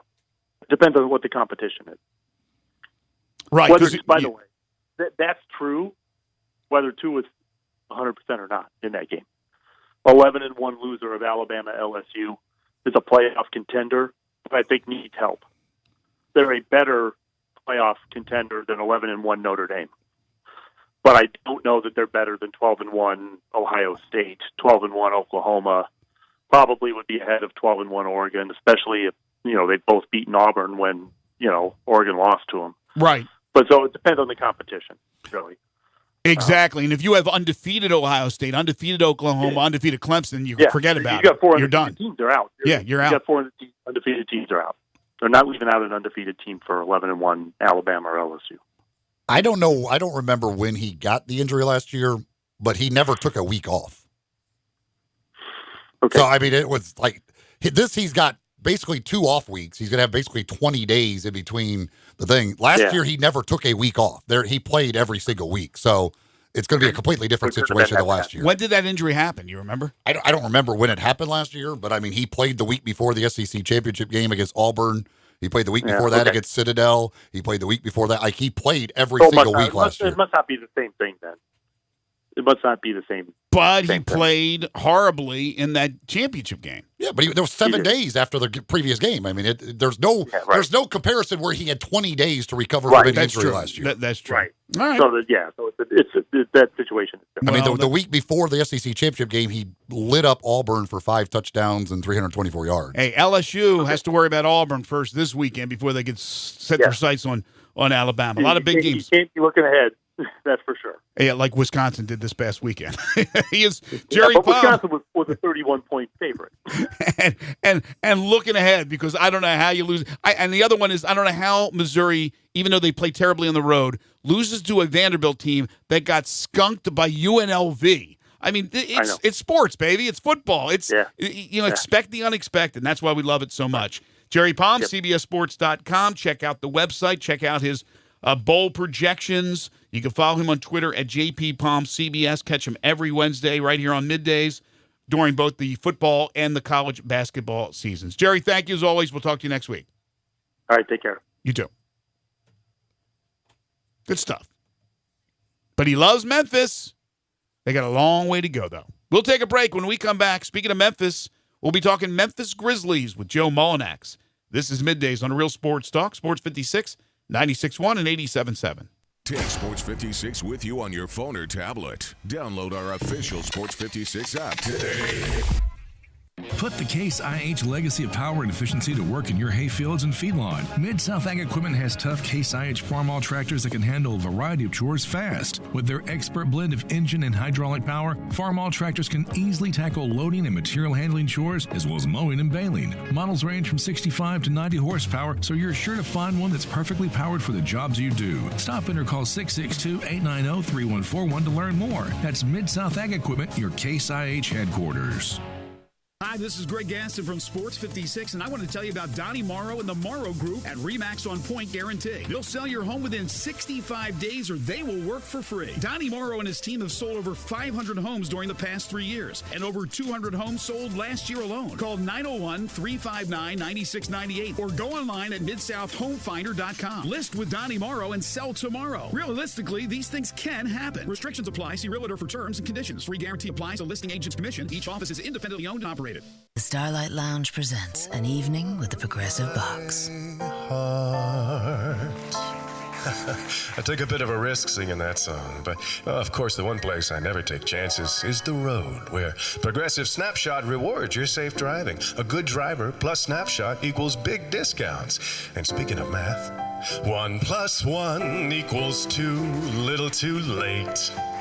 Progressive Casualty Insurance Company and affiliates. Snapshot not available in California, North Carolina, or from all agents. You're University of Memphis women's soccer team is ranked in the top 10 in the nation and has been dominating opponents on both ends of the field. We'll attempt to break the all-time Memphis soccer attendance record on Sunday, October 27th at 1 p.m. at the Tigers Soccer Complex on the Park Avenue campus. So bring the whole crew and enjoy an afternoon of Memphis soccer, along with incredible family-friendly concession prices, including dollar hot dogs. Be a part of a record crowd and support Memphis women's soccer on Sunday, October 27th at 1 p.m. Parking and admission are free. It's game on at the new Moneyline Book Bar and Grill inside the Gold Strike Casino Resort. Now you can bet on all of your favorite sports and watch the games on 60 HD TVs while you lounge in plush seating and enjoy craft beers, signature cocktails, and great food. Plus, don't miss the Topgolf Swing Suite, a virtual reality experience with a variety of fun interactive games every sports fan will love. Visit the Moneyline Bar, Book, and Grill at Gold Strike Casino Resort for Monday Night Football happy hour specials. Or anytime you want a piece of the best sports action in Mississippi. This is Jason Mott. Join me November 9th downtown at the Column for our 8th annual Jason Mott Foundation Cornhole Challenge. Doors open at 6. For tickets and more information, click the events tab at jasonmottfoundation.org. Looking forward to seeing you out there, and let's strike out cancer. Now, back to Sports 56 Middays presented by FedEx. Here once again are Greg Gaston and Eli Savoie. According to Mike Wilson, who covers the Tennessee Vols at the Knoxville News Sentinel, Jaden Springer, 5-star guard, has decided that he'll be spending at least some time in Knoxville. He's picked UT for his college, and that means Memphis and Kentucky come up empty on Jaden Springer. So Jaden Springer to Tennessee, according to Mike Wilson. Somebody did text it. They said Tua had a knee injury in the middle of the season last year. He aggravated while celebrating against LSU. The ankle injury did not happen until the SEC championship game, and he had the 4 weeks between it and the playoff game. In this, he'll only have 3 weeks. The big difference last year was his left foot, which he has to plant to throw. This year is to his right. Thank you for that updated information. Yes, it's the same injury, but it's on the other foot. Without further ado, Grizzlies opening up the season tonight. They will take on the Miami Heat in the Friday home opener coming up against the Chicago Bulls. We always enjoy having Joe Mullinax on to talk Grizzlies, and it's going to be another season periodically to have Joe on. He's got a very busy schedule, but he's carved out some time to join us today. Site manager of SB Nation's Grizzly Bear Blues. You can follow him on Twitter at Joe Mullinax. Joe Mullinax joining us now on Middays. I hope you had a great summer, Joe. Are you fired up for what should be a lot of losses this season, but possibly a fun team to watch? Losses with meaning is maybe the nice way to put it. No, it's just nice to have a direction. And thanks for having us back on, guys. I'm excited to have another season chat with you guys through the next several months.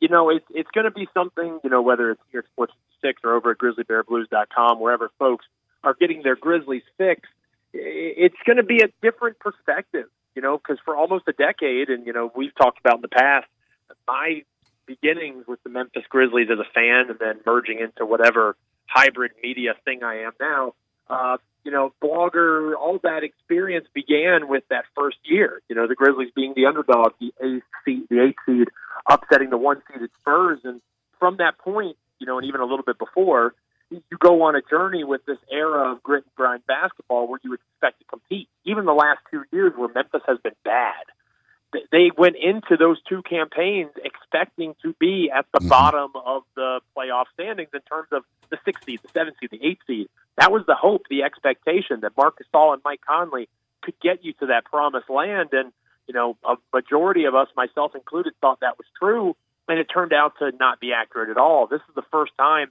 in my time following the Grizzlies that you're going into a season free of expectations. You know, we put out a predictions piece over at GrizzlyBearBlues.com today, and my prediction or my definition of success for this group of Grizzlies is simply that they're better in April than they are on October 23rd. And if they do that, and by a considerable margin, and there's probably ways to measure it that are better than that simple definition, but if they are better in April than they are now, and they've taken steps to continue to build the long-term vision of this franchise that they finally have, it seems, then I will consider this season a success. They could lose 60 games. They could lose 50 games. You know, it's probably going to be more losses than wins, almost certainly more losses than wins. But at the same time, it's the first time that doesn't necessarily matter as much as them going out and competing and getting better night in and night out. To me, and even with this team, it's a lot about the individual players that we'll be looking at as far as expectations. Having said that, what are you looking for out of Jaren this year? As we will get to see him playing next to Jonas. We have not really seen that yet. What do you expect from Jaren and in the next step of his development? Well, the easy thing to say, and maybe not necessarily easy, it's clearly hard for him. He has to stay on the floor. Yeah. The foul trouble is a major concern at this point, and obviously he's still very young, and by no means is he a lost cause on that front. Even if he struggles this year, he's not a lost cause. But you have to see growth. You have to see improvement in understanding of how to use his body, how NBA players, especially veteran guards, either attacking him from the perimeter or a veteran big trying to back him down in the post or just take him off the dribble in the mid-range. He has to understand how they're going to attack him and how he has to use his body to defend without making contact, even if it's cheap contact. James Harden has made a career, a master class, drawing contact on people and getting to the free throw line. It's part of the NBA game, and I would say more than almost any other NBA player right now, Jaren Jackson Jr. struggles with how to use his body without that type of contact being involved on the defensive end of the floor. He's a defensive savant already in his career. The key for him is using his body the right way so that he can stay out on the court and fully realize his potential on both ends of the floor. You watch him in the preseason, and he's taking guys off the dribble. When he said going into the offseason, "Oh yeah, I'm going to work on my guard skills. I'm working on my guard skills." Well, darn if he didn't actually do it. He's out on the perimeter driving off the bounce, doing a great job with his feet, getting to the basket. You see already that there's growth from his freshman year in the NBA to his sophomore year. In order for that to be fully realized, he has to stay on the floor. So I have no doubt that he worked on his game extremely hard over the offseason, and I think that if he can average 30 to 32 minutes a game, he's going to make a pretty drastic leap in terms of what his potential productivity is, but he has to stay on the floor. That has to be the first most important thing for Jaren.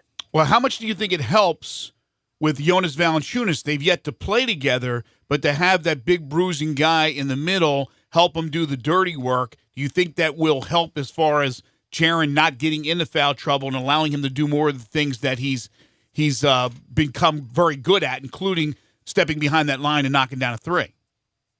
Well, Valanciunas is the bridge, right? I think most folks accept the idea of Jaren being the long-term center in Memphis, but he's not physically ready to do that just yet. So you have Valanciunas these next seasons to be that big body. Valanciunas is an underrated rim protector. He's actually solid to above average on that end of the floor. So it's not like he's a bad defender at and around the basket. Jaren can play on the perimeter a little bit more, which is where he's more comfortable in terms of not fouling as much. Right. I think it's going to be a good marriage, and I think that Jaren's game being a little more perimeter-based will allow for Valanciunas. It's not going to be exactly the same as throw it to the hand with number 50 back in the day, but it's going to be comparable in terms of letting Valanciunas work in the paint, work off of screens. I think Valanciunas' greatest strength, obviously we're talking about his relationship with Jaren, and I do think that matters. But think about how much success Mike Conley had coming off of Jonas Valanciunas' picks and screens in the pull-up game, getting to the basket. Ja Morant is now going to be that guy. So maybe you obviously lose a little bit of the experience with Conley and maybe a little bit of the shiftiness. But Ja Morant is such an explosive athlete. There's NBA reporters and writers saying that Ja Morant's the best athlete in the NBA right now. So you replace Conley with that guy, and you have Valanciunas setting screens for him. We talk about Jonas being that bridge. For both Jaren and Ja, I think him being that third man or that third best player on the team, right now, to be honest with you, probably the best player on the team, depending on how you define it in terms of getting stats. Valanciunas is going to dominate the boards. He's going to be allowed to be exactly what he is, a screen setter, a physical presence in and around the paint on both ends of the floor. Those are his strengths, and it's not the strength of Jaren, and it allows for Ja to magnify his best traits. I really think it was smart to sign him to the deal that they did. They didn't overpay. It's a descending contract. and it's a guy that's going to allow for Jaren to get more physical over the years, and it's a guy who's really going to ease the speed of the game transition for Ja because of the screens that he's capable of setting. So obviously for Jaren on both ends, but for Morant and other young players on this roster as well, Valanciunas is actually a pretty nice fit. What's another one of the young guys, Brandon Clark, how do you see him fitting in and what he'll be able to do in his rookie year? Well, I think people need to remember, and I know folks in Memphis haven't forgotten this, but in case anybody else has forgotten, he was the second best player in college basketball right now, or last year, according to PER, the first best being Zion Williamson. So Brandon Clark was an elite college basketball player who fell to the Grizzlies, I believe, at 21 overall after the trade because of the perceived limitations of his offensive game. But Brandon Clark coming into the NBA is going to be an excellent finisher at the rim. He's going to be remarkable defending the rim because of his athleticism, the ability to get up, go straight up, attack the basket on the defensive end, and not allow others to get through the lane cleanly. He's going to be allowed to be what he is best at from the beginning because he's not going to be asked to be a starter. And we have an article up from Ed Memphis, is what he calls himself, over at DBB, talking about how Brandon Clark's eventually going to take his job, take Valanciunas' job, and that might be a bit aggressive. I don't know that I see that right away. But he makes a fair point in that if the long-term vision is Jaren at the 5 and Brandon at the 4, and early on, if you're willing to experiment with that against reserve bigs, so you're not having Jaren Jackson Jr. go against Joel Embiid, or you're not having Brandon Clark go against Blake Griffin or LaMarcus Aldridge or Anthony Davis, insert elite big man here, and they're doing this kind of finding their footing of what the future will be against second-string big men. I think that it allows for Brandon to really maximize what he's good at without having superior players at this point in their careers take advantage of them. So it's just another good example of not asking these guys to be more than they're capable of being right out of the gate. Clark can come off the bench, be that pseudo sixth man, get 20 to 25 minutes a night playing both big positions, and he can work on finding his stroke. He can work on being that pick and pop or pick and roll partner with Tyus Jones and Don Morant, even Grayson Allen to an extent, or a point forward like a Kyle Anderson. There's so much more versatility on this roster now than there was just 8 months ago or 6 months ago even. And that's a testament to this front office. And Brandon Clark is somebody who could really stand and take advantage of it if given the opportunity. And I think he will be, especially in that, like I said, almost like a pseudo sixth man where he'll be that first big off the bench and he can play both the 4 and the 5.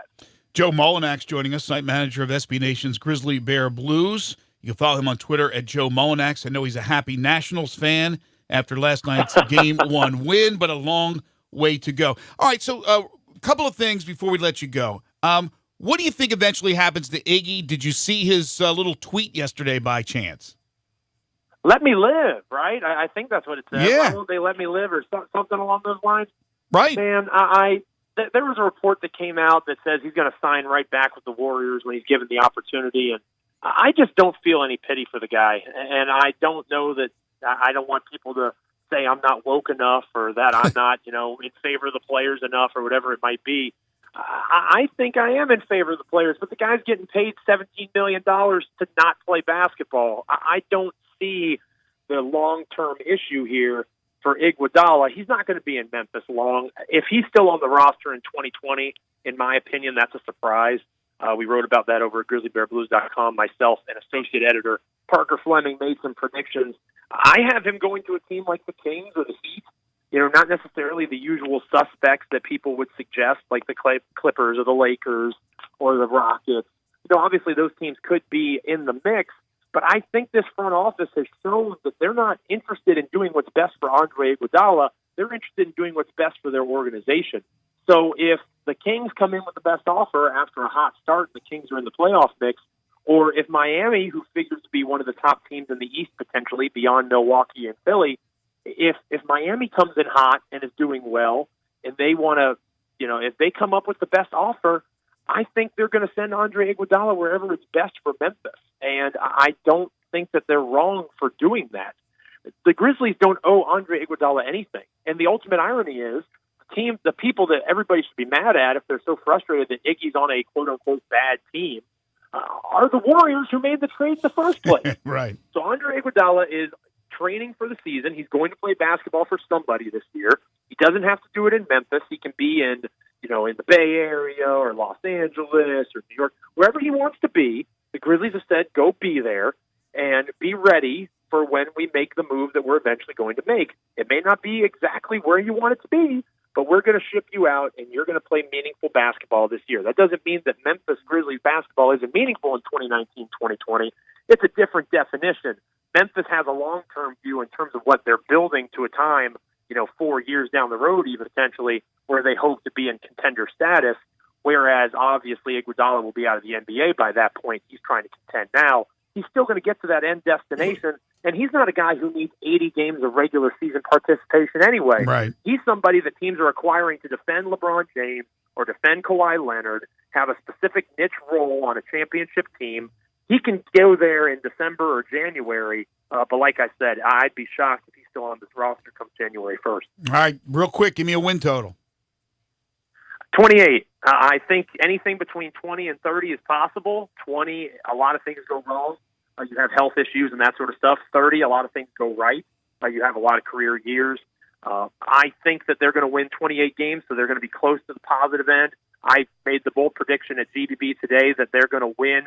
They're going to be at 500 or slightly above after the All-Star break.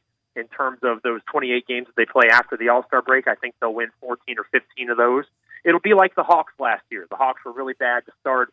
They caught hot as the season went on. Trae Young got hot, and they had a lot of success. I see something similar happening for Memphis. All right, Joe, listen, good luck to your Nationals, and thank you for joining us. We're looking forward to having you on periodically throughout the season. Absolutely. Thank you, guys. Appreciate the opportunity. Thank you, Joe. Joe Mullinax, site manager of SB Nation's Grizzly Bear Blues. You can follow him on Twitter at Joe Mullinax. The second hour of our program is brought to you by the Gold Strike Casino and their new Moneyline Book Bar and Grill. It's game on at the Mid-South's leading sports entertainment destination. Again, that's Moneyline Book Bar and Grill at the Gold Strike Casino Resort. Gold Strike Casino Resort further solidifies its position as the region's leading destination for sports and entertainment with the opening of Moneyline Book Bar and Grill. MGM Resort International, new $7 million venue, is the next evolution of sports betting in Mississippi. Features more than 60 HD screens, including a giant video wall, expansive bar, 3-meal dining, sportsbook VIP lounge, lively entertainment, and the Mid-South's first Topgolf swing suite. Gold Strike and MGM Resorts were the first to launch legalized sports betting in Mississippi, ushering a new era of sports entertainment, and MGM Resorts has upped the ante on the sports betting and sports entertainment experience in the Mid-South with the opening of Moneyline Book Bar and Grill and Topgolf Swing Suite. MGM Resorts International has created an exceptional state-of-the-art venue that brings together sports gaming, entertainment, dining, and nightlife. And these continued capital investments, combined with MGM's innovative service culture and M Life Rewards loyalty program, make Gold Strike the region's premier sports entertainment destination. Don't forget, the Moneyline Bar, Book, and Grill at the Gold Strike Casino Resort has Monday Night Football happy hour specials, or anytime you want a piece of the best sports action in Mississippi, it is the new Moneyline Book Bar and Grill at the Gold Strike Casino Resort. We need to take a time out. We'll come back with more Middays on Real Sports Talk, Sports 56, 96.1, and 87.7. Ladies and gentlemen, grab a seat for Happy Hour. Johnny Radio's Happy Hour from 1 to 3 on Sports 56, 96.1, and 87.7. I'm here with the great Pat Donahue from the Rendezvous Restaurant Shipping Department. Thanks, Brett. We've been shipping our ribs all over the country now for decades from our USDA-inspected shipping kitchen in the Pinch District. We hand-cook our ribs in pits that Mr. Charlie built over charcoal, just like they do at the restaurant. What comes in a rib box? We could do pork shoulder, we could do ribs, our sauce, seasoning, baked beans, coleslaw. We'll even throw in Pancho's cheese dip with our nacho boxes. We also put a bag of Rendezvous seasoned popcorn, heating instructions, some chef hats, some wet naps. We ship our ribs overnight, exclusively FedEx. We don't ever want to use styrofoam, so we use corrugated cardboard, actually 2 boxes that fit nice together, so the ribs get to you, your loved ones, or your clients in a safe, wholesome manner. Are y'all gearing up at the Rendezvous for the holiday season? We've got ribs, shoulders, nacho boxes. We're stacking them high. The elves are working hard getting ready for the Christmas season. You can go to www.hogsfly.com or give us a call at 1-888-464-7359. Charlie Burgos' Rendezvous Restaurant in the alley since 1948. Hi, this is Troy Five-Ash, owner of Five-Ash Roofing. It is that time of year where the weather is unpredictable, and given the recent storms, it's a good time to discuss insurance claims. So here's a few things you should know. Always hire a local contractor, because if you have a problem with your roof down the road, you want to be able to find him. Never allow anyone to pressure you into signing a contingency contract. They're used as sales tools, making you feel committed, and the truth is, those contracts are not worth the paper they're written on. Be careful of door-knocking salesmen. Some are reputable, but many are not. They canvass the neighborhood and tell everyone to file a claim, working their percentages and not caring if you file a claim, even when they know the likelihood of it being approved is low. Some will even damage your roof, hoping to convince the adjuster it's storm damage. That's fraud, and contractors have gone to jail for that. So do your research and know who you're hiring. Five-Ash Roofing, the official roof of the University of Memphis Athletic Department. Fair, honest, and ethical. 367-0050 or memphisroofer.com. Five-Ash Roofing, it's what we do. We're here for you. Mid-South Power Distributors is your source for all things diesel. For more than 26 years, they've supplied all the diesel parts that you need. From simple repairs to complete overhauls, they have it all. Whether it's heavy, medium, light duty, agricultural, marine, or off-road, Mid-South Power is the leading source for all things diesel. Fuel injection, turbochargers, engine parts, alternators, starters, and brakes, they can supply all the parts and services you need. Stop in today at 3250 Mill Branch Road in Memphis or call 901-396-0710. I Buy Houses, 901-406-1101. That's 901-406-1101. I Buy Houses. I Buy Houses will buy a house in any area, in any condition, and yes, it's guaranteed to close in 5 days. If you need to sell your home quickly, call 901-406-1101. If you've been through a divorce, if you lost your job, if you're tired of renters, I Buy Houses can get you your money quickly. I Buy Houses will buy your home in Shelby County, DeSoto County, Memphis, Bartlett, South Haven, Horn Lake, Olive Branch, anywhere and everywhere in between in any condition. And yes, they're open 24 hours a day, 7 days a week. I Buy Houses, 901-406-1101. That's 901-406-1101. Grab that pen, 901-406-1101. I Buy Houses. Pop the top on your next party. 34 North Cocktails. Available in Memphis now. Great for football grove parties, around the hunting campfire, and when you get home, entertain friends. Pop a premium can of Barrel Thief. Tastes just like an old-fashioned Barrel Thief made with aged bourbon, bitters, a hint of orange, a touch of vanilla, 15% ABV. Then, for you vodka lovers, try Sneaky Pucker, a refreshing lemonade premium vodka cocktail, 12.5% ABV. Made with super premium vodka, lavender, simple syrup, and lemonade. Delicious and smooth. Let the party begin with 34 North Cocktails. Now, back to Sports 56 Middays presented by FedEx. Here once again are Greg Gaston and Eli Savoie. Let's do it. I was asking earlier about the last Tennessee Vols linebacker to make it in the NFL. Got an email from Doug. Thank you, Doug. It says A.J. Johnson, who was undrafted, plays for the Denver Broncos, and this was in 2015. So since then, Jannard Avery of the University of Memphis in 2018 was drafted in the 5th round by the Cleveland Browns and obviously is a big part of that Cleveland Browns defense. So the Tigers have produced a linebacker most recent as of 2018. The Vols, you have to go back to 2015. Time now for dinner and a movie. All right, how many feet are in a mile? How many feet are in a mile? 5,280 feet. Pick this ball up, run every one of them.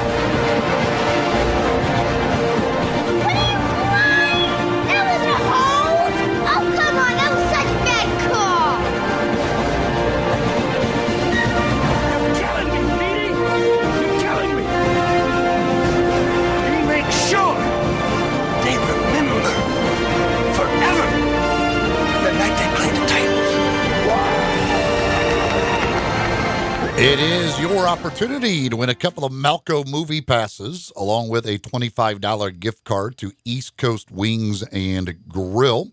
With the Malco movie passes, you can head to Malco theaters around the area, Movies that are showing out there right now include Joker, Zombieland 2, Double Tap, The Addams Family, Gemini Man, Maleficent, Mistress of Evil, Abominable, Hustlers. You can check those out. Of course, don't forget Throwback Thursdays they've got going on right now as well. That's every Thursday at Studio on the Square. This week's showing is Braveheart. They do 2 showings of some throwback movies each and every Thursday. And again, that's Throwback Thursdays at Studio on the Square. Tickets for those are just $6.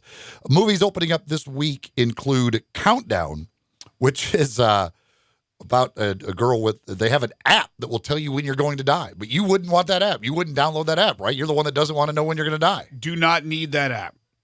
Austin, would you download the app that would tell you when you're going to die?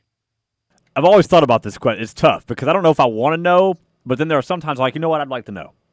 See, she has 3 days, I think. She downloads the app and it tells her she has 3 days to live. Oh, really? And so she's trying to figure out a way to save her life, but it doesn't tell you how you're going to die.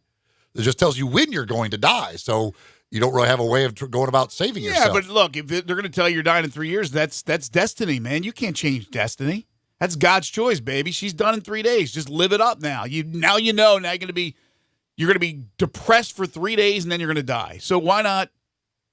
Well, I guess you could say. See, that's my whole point. I want to know so that I could live it up for those 3 days. I would much rather know that in 3 days I'm going to die. Well, yeah. That would be so depressing. Like, man, only 3 days. If it's 3 days, that's a different ballgame. But, I mean, come on. I mean, that's somebody with bad luck. Okay, let me find out. 3 days? What, are you kidding me?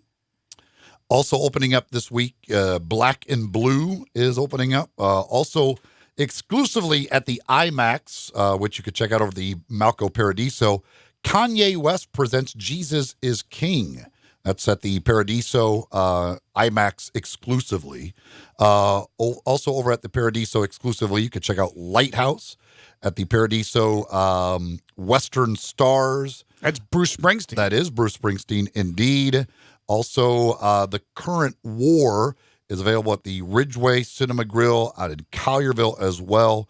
And at the Bartlett Cinema, the last chance to check out Fast and Furious presents Hobbs and Shaw. But you can always find out what movies are showing where and when by going to Malco.com or just download the Malco app to your phone. Can't download the app that's going to tell you when you're going to die, but you can download the Malco app very easily. Where did you say Western Stars was playing at?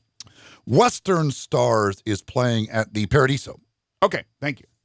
So here is today's question again for a couple of Malco movie passes, as well as a $25 gift card to East Coast Wings and Grill. All you got to do is be the first to answer correctly by calling in on the First Bank phone lines at 360-8255, 360-8255. I mentioned that Braveheart is the movie this week for the Throwback Thursdays over at Studio on the Square. Braveheart, starring Mel Gibson, did $75.5 million at the box office. It is Mel Gibson's 14th highest grossing film. What is Mel Gibson's number one highest grossing film in domestic box office? Oh, I have such a guess. I wish I could play this one. I think I know. 360-8255. Write down your answer in there so you can't jump lie on the later. phone lines right now. Right now, Norvell has dialed in first. Norvell, how are you? Man, I couldn't get that. Ask that question again. What is Mel Gibson's number one grossing film, domestic box office?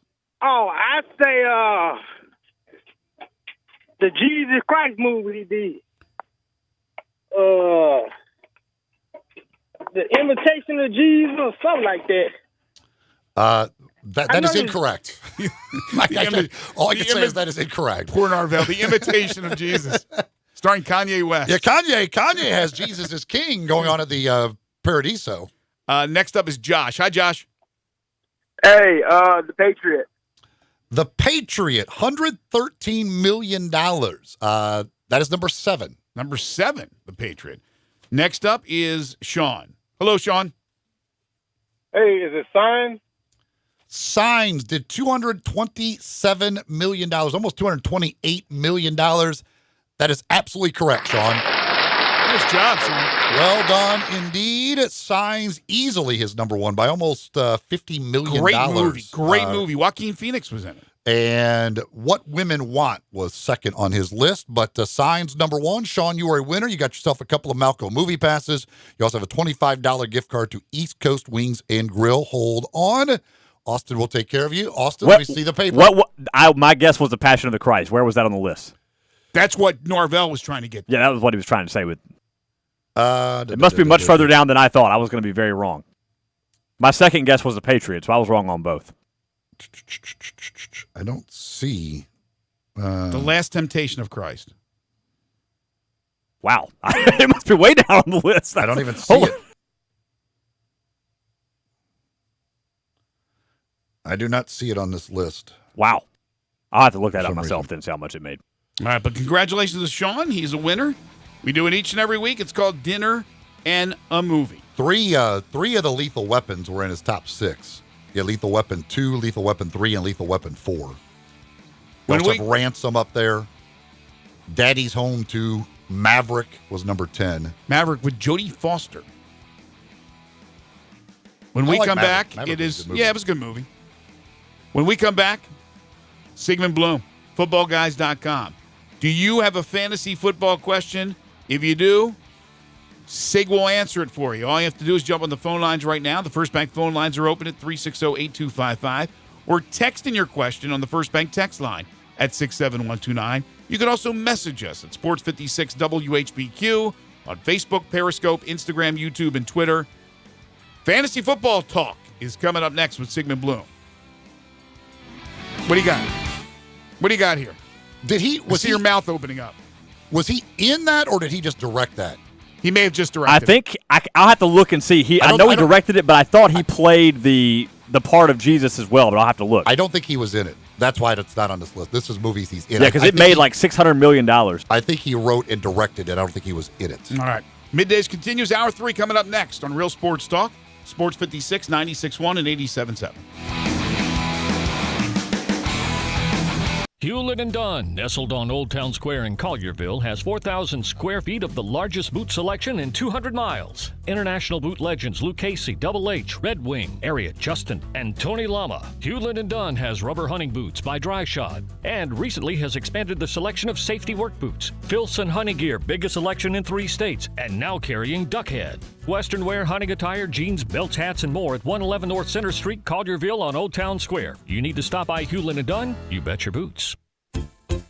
If you're going on vacation, making a college campus visit, or if business takes you out of town, there's just no better place to board your dog than Barks and Recreation, 965 Reddick Cove between Bud Davis Cadillac and the Blue Plate Cafe in East Memphis.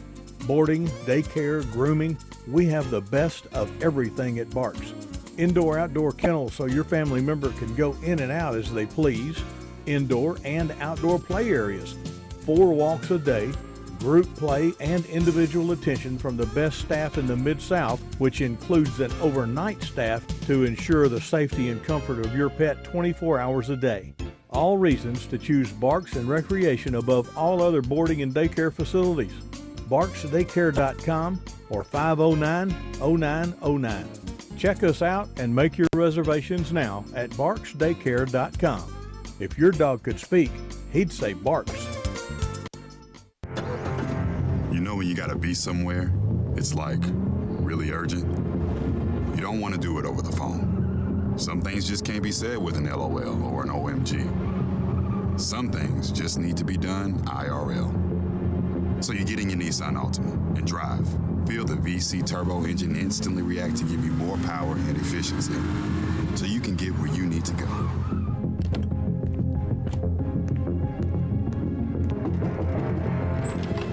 Hey, Eric. What are you doing here? Like. Huh? Your social post.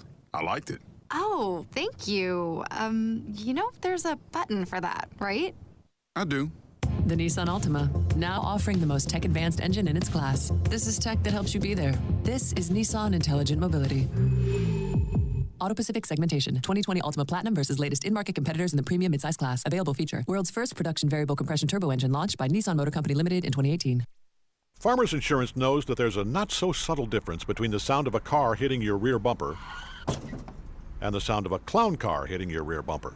Whoa! Sorry about that! We call that a 3-ring fender bender, and we covered it. Talk to a farmer's agent. They know a thing or two because they've seen a thing or two.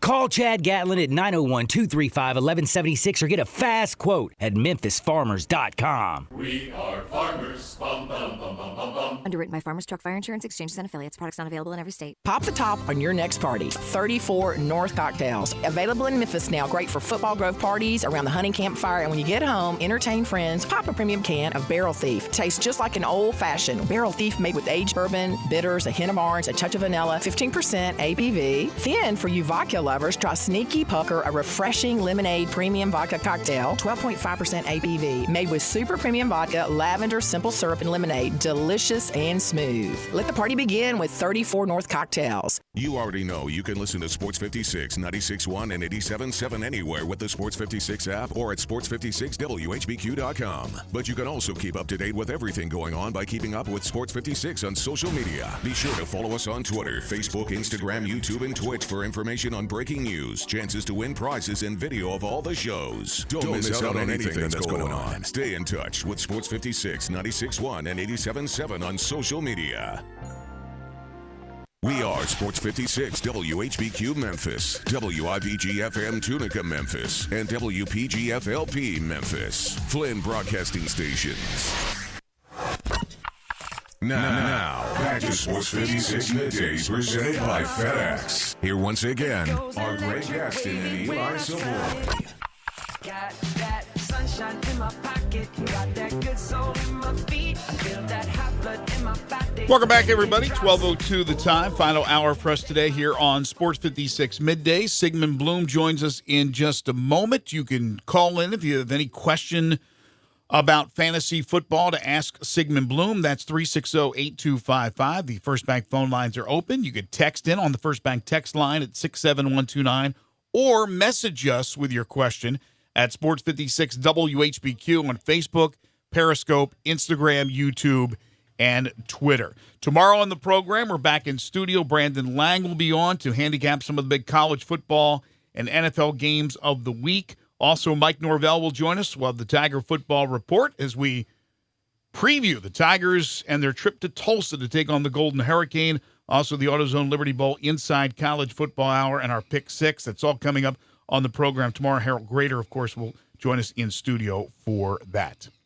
Sigmund Bloom going to be joining us here in just a little bit. If you've got fantasy football questions, you can get those in. You can text them in at 67129. That's the First Bank text line, 67129. You could call in, talk directly to Sigmund at 360-8255. That's 360-8255. You could also send those questions via Twitter and Instagram and Periscope and Facebook, YouTube. We'll get them to Sigmund any way you can send them. I just got an alert on my phone that apparently Patrick Mahomes is expected to practice today. Yes. According to reports, he will practice today, but Andy Reid is non-committal on Sunday, but he said he has not ruled him out. So the possibility that, a week or so after the injury, whatever it is, Patrick Mahomes could be back and playing for the Kansas City Chiefs. That would be very good news for my fantasy football team. Because one of them, I can use Patrick Mahomes back in my lineup. If he played like he's been playing, where he throws for 4 touchdowns and doesn't throw an interception. Now, if he goes out there and injures himself worse, well, then obviously it would be terrible for all those who own Patrick Mahomes on their fantasy football team. So I don't know. I mean, obviously they're not going to play the guy if he can go out there and hurt or get that injury, worsen that injury. Now, other things could happen, certainly. But again, I've said it already before with Jerry Palm on the show. I am not a doctor. I'm just going by what I'm reading, and Patrick Mahomes could be playing. If he plays, 10 days after having your kneecap dislocated? Here, I'll make a bold statement. I'll go out on a limb here. If Patrick Mahomes plays, they will not run a quarterback sneak. Probably not.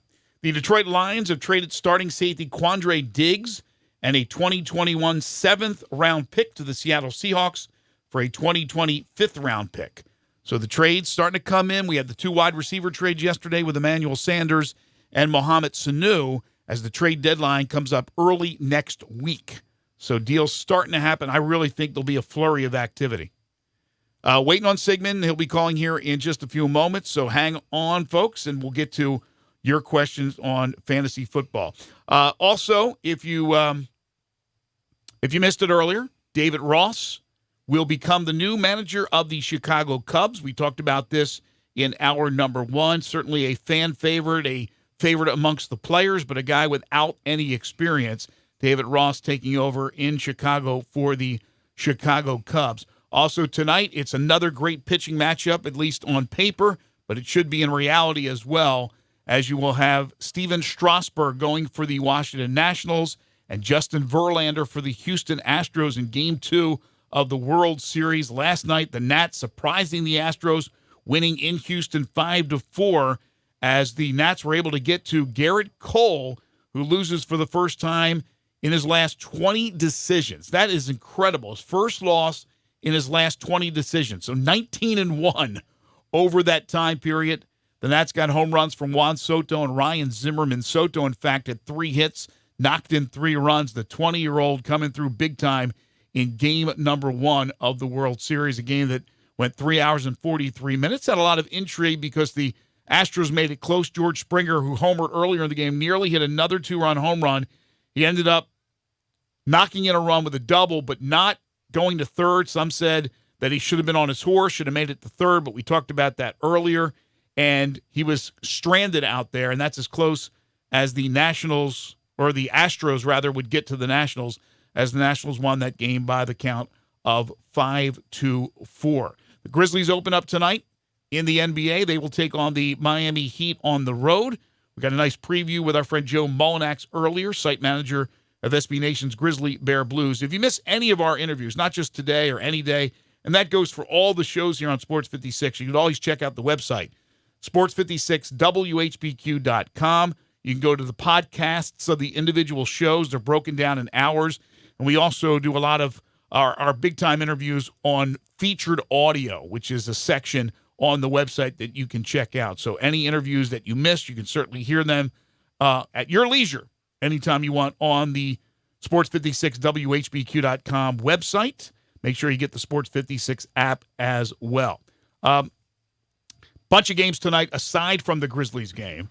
Last night it was 2 games to open up the NBA season, with the Clippers knocking off the Lakers 112-102. And the Raptors, who got their NBA championship rings in a ceremony before the game, went out and beat the Pelicans in a pretty entertaining game, 130-122 in overtime. Of course, no Zion Williamson, who is out, they say, 6 to 8 weeks to open up the season. Going to get Sigmund Bloom on here in just a moment. I have a little issue with some phones, but now we've got Sigmund Bloom, so we're going to be getting those fantasy football questions answered coming up now. Time to get all your fantasy football questions answered. Joining Greg and Eli is fantasy football expert Sigmund Bloom of FootballGuys.com. Get your questions in by calling 360-8255 or texting 67129. Here are Greg, Eli, and Sigmund. I always say better late than never. Sigmund Bloom, FootballGuys.com. The man, the myth, the legend, joining us now on Middays. You can follow him on Twitter at Sigmund Bloom. He'll answer all your fantasy football questions. Of course, Sig, right now we're all gas here with this Patrick Mahomes thing. Could he actually play Sunday night? Let us hope this is Andy Reid's gamemanship to make Green Bay think Sunday night, because I just don't see how it's wise for Mahomes to play. It's not going to change the destiny of the team if they win or lose on Sunday night. I mean, it's a good sign that Mahomes will be back sooner than later, but at the same time, every single NFL player, well, maybe there's a few exceptions, would play if it was up to them. They would play on injuries that would be very unwise and endanger their career to play, because that's just the mentality of an NFL football player. The mentality of an NFL head coach has to be to look out for the player's best interests, even if they won't do it themselves. Yeah, that is for sure. What should we make of the trades that have been done so far with Mohamed Sanu? What does that do with him, and also maybe with other receivers on either of those two teams? And then the Emmanuel Sanders trade, which you've been talking about for a few weeks, why you've liked Cortland Sutton so much. How does that possibly affect things? On the Sanu trade, I just don't see how Sanu is going to have more value with the Patriots than he did with the Falcons, which wasn't much. There's just a lot of players to spread the ball around to. It makes me a little worried about Josh Gordon. It makes me not worried about Philip Dorsett because he and Sanu play totally different roles. It might hurt Julian Edelman a little bit, but we'll leave him in the lineup. He's still going to be the primary target underneath for Tom Brady. On the Atlanta side of that, you like Calvin Ridley because now the targets are going to funnel more to him. As far as the Emmanuel Sanders trade goes, and what's interesting about both of these trades is that these teams coveted these receivers a long time ago. San Francisco's been trying to get Sanders for a while. Patriots were trying to get Sanu since before the draft. With Sanders, what's interesting here is the San Francisco plays a schedule in the second half, includes like Seattle, Arizona, some teams that they'll probably be more successful passing against. And without the trust built with Dante Pettis, with Marquise Goodwin's injury issues, Deebo Samuel's hurt, Sanders could be more interesting. And certainly, I think at this point, going from Flacco to Garoppolo is an upgrade. Cortland Sutton was already a strong play. He remains a strong play. He's much more equipped now to be the number one receiver than he was last year when Sanders went down. All right, let's get to your phone calls, your texts, your messages, and questions for Sigmund Bloom. We start with Bobby. Hey, Bobby, how are you? Hey, guys, how's it going this week? Good, thanks. Great. Another week, another question, right? Yes, sir. Hey, Sigmund, who do you like not only this week but also moving forward for the rest of the year in a PPR, Chark or Sutton? Okay. Wow. Thank you, Bobby. Well, Bobby, I'm going to say Chark, and here's the reason why. I was hoping we would see Drew Lock get back to practice. I don't know if we're going to see Lock get in a lost season, but I know that I prefer whoever is throwing the ball, whether it's Minshew or Foles, to Joe Flacco. And looking ahead to Jacksonville's schedule, starting in Week 12, they get Tennessee, Tampa Bay, the Chargers, Oakland, and then Atlanta. So if I do make it as far as the fantasy championship, I like number one receivers against Atlanta a lot, and that gives Chark the edge. All right, we go to Rick. Hey, Rick, you're on with Sigmund Bloom. Hey, guys, how's it going? Good. You sort of touched on one of my questions, Sigmund. I haven't got a chance to call you in the last couple of weeks. Been busy at work. But Devontae Adams' health, he's my number one receiver, and I've been lucky enough to win without him the last 4 weeks. Got a four-game streak going. And we're at the halfway point or almost the halfway point of fantasy, so I'm just kind of trying to reevaluate my team and let you help me with that. I'm 5-2 in a half-point PPR. I've got Sanu. I'm thinking he was the droppable person on my bench as far as receivers goes. My other one was Godwin, Adams, Tate, and John Brown. And, of course, it depends on Adams' health. And then my other question about a droppable player is Montgomery for the Bears. My other RBs are Barkley, Jacobs, Lindsey, and Jamal Williams. And that's. I just wanted to get your evaluation. Sure. What do you do with those players? All right. Thank you, Rick. Yeah, Rick. Sanu, I think, is droppable. I just think there's not going to be a scenario where he goes off in a way that we'll regret dropping him. Montgomery, I don't have a lot of faith in the Bears, but when Matt Nagy says, I'm not an idiot, I know we need to run the ball, and they're facing the Chargers, whose weakness is run defense, this could be a good week for David Montgomery, that even if I was thinking about dropping him, or didn't believe in him over the course of the rest of the year, he could be a sell high after this week, so I would hold on to him. 360-8255. The First Bank phone lines are open. Thomas is dialed in. Hey, Thomas. Hey, guys. How you doing? Good. Look, quick question. I know Saquon Barkley is still a little questionable with that from coming back from that high ankle sprain. I'm thinking about taking him out of the starting line and putting Chris Carson. What you think about that segment? All right. Thank you, Thomas. Yeah, Thomas. This week, Seattle is playing Atlanta, and Chris Carson's going to get all the work he can handle. I'm going to watch those practice reports for Barkley. He's placing Detroit. I hate saying put Barkley on the bench, but certainly Chris Carson's one of the top 6 or 8 running backs. So I'm not going to talk you out of that, especially if Barkley does not get in a full practice by the end of the week. All right, some questions here via text. 67129 is the First Bank text line. Need 3 out of these: D.D. Westbrook, DJ Chark, Corey Davis, Kenny Stills. Wow, those are some good options. Even though Chark was tackled at the one last week, he could have had a touchdown, and I just can't put TJ Chark on the bench knowing what his ceiling is each week. Corey Davis has come alive with Ryan Tannehill. Tampa Bay's defense is bad. And then it comes down to Westbrook or Stills. Well, Westbrook is the safer play here, but Stills is that top deep target. I love Deshaun Watson. I would actually put Westbrook on the bench, but I think there's no wrong answer here. I think they're all good plays this week. Yeah, with Will Fuller out, I guess that helps Stills out a lot, right? Yeah, and Deshaun Watson's an outstanding deep passer. We had Stills go for over 100 yards last week. Stills is healthy now. They're facing Oakland. Oakland's secondary was in shambles last week. Aaron Rodgers did whatever he wanted to against them. Jamal Williams or Chase Edmonds? Edmonds. And look, the Cardinals signed 2 running backs yesterday, or they announced it today. So that tells me it's one thing to say, okay, they need a third running back as depth. But if they're signing 2 running backs, I'm not sure about David Johnson's availability this week.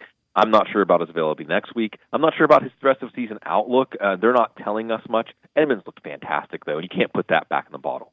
So mad because I drafted Edmonds on one of my teams, and then I had to drop him a couple weeks ago in order to create space with bye weeks and injury issues. I wish I'd held on to him. PPR league lost Kerryon Johnson to injury. Not a whole lot on the waiver wire. Pick 2 of these out of Melvin Gordon, Kenyon Drake, Tariq Cohen. I would, Melvin Gordon not finishing the game last week, but the touchdown was rough. I'd still probably go with him. It's a tough matchup against Chicago. He's going to get 15 touches. Drake is actually behind Mark Walton for carries. Where you hope is Drake gets traded to the Lions. Some people are expecting that any second now. I'd probably still play him over Cohen just because I'm not sure what Cohen's involvement is going to be in a week when the Bears should get back to basics. So I'd go with Gordon and Drake and hope we hear some good news about Drake having a new team soon. This week, PPR, Ty Johnson or Chase Edmonds? Edmonds.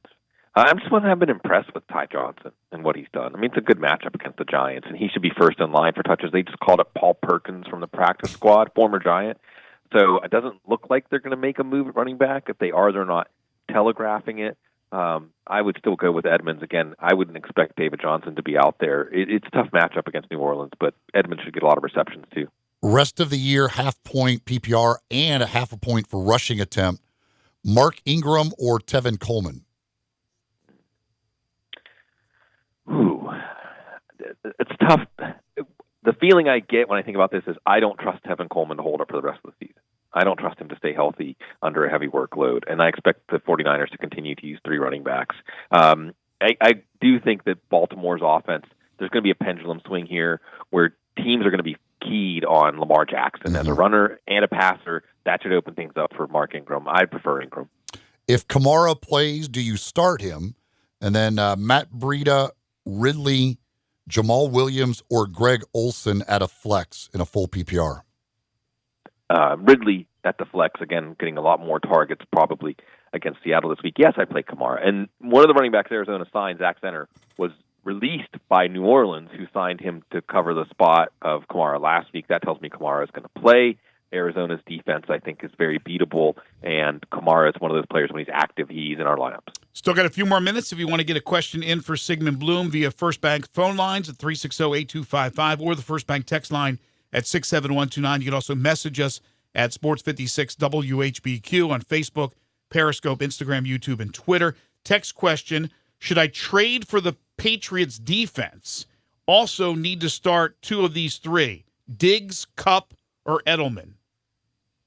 I'd say Diggs and Kupp are the 2 that you want in there. Kupp's going against Cincinnati. Diggs is the number 1 receiver tomorrow night against Washington. Their defense has not been good. Edelman's still a solid play, but a low-ceiling play.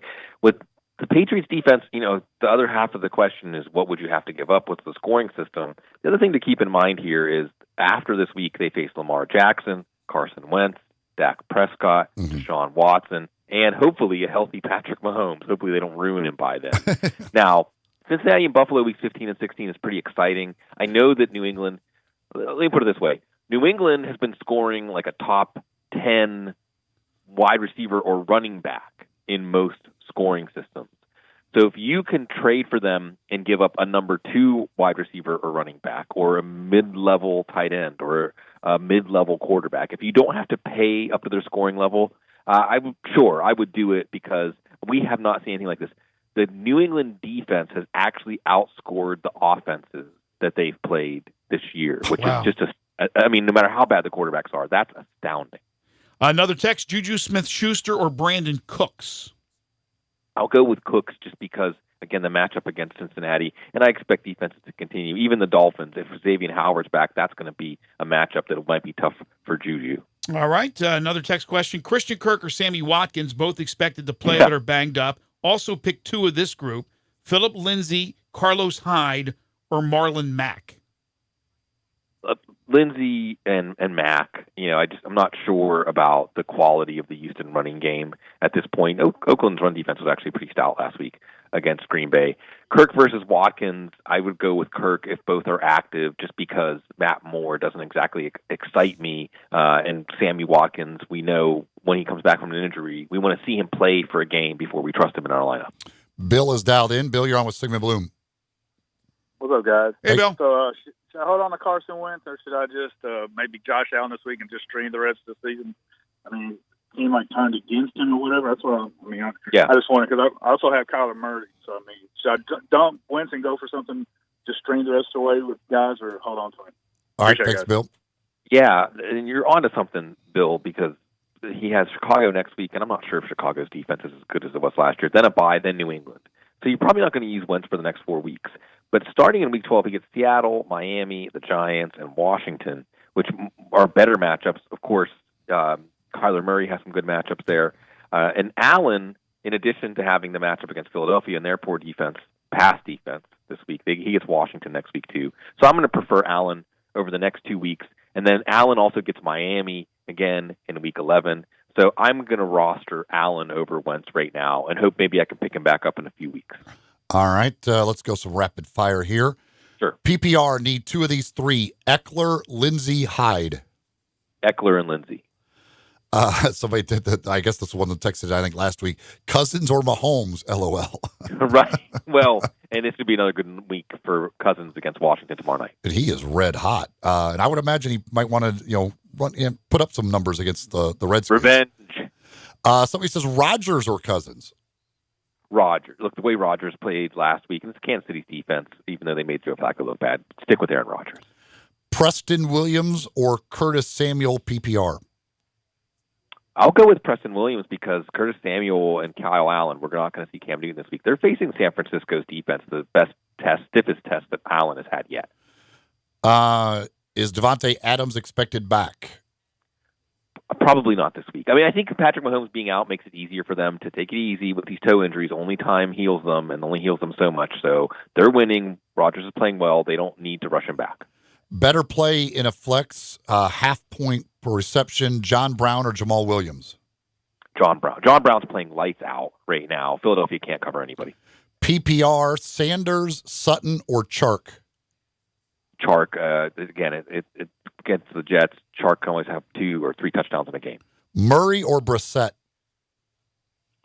Brissett. Murray's coming down to the Superdome, and I think that it's going to be a rough afternoon for him. Any sleeper picks for FanDuel? Ooh.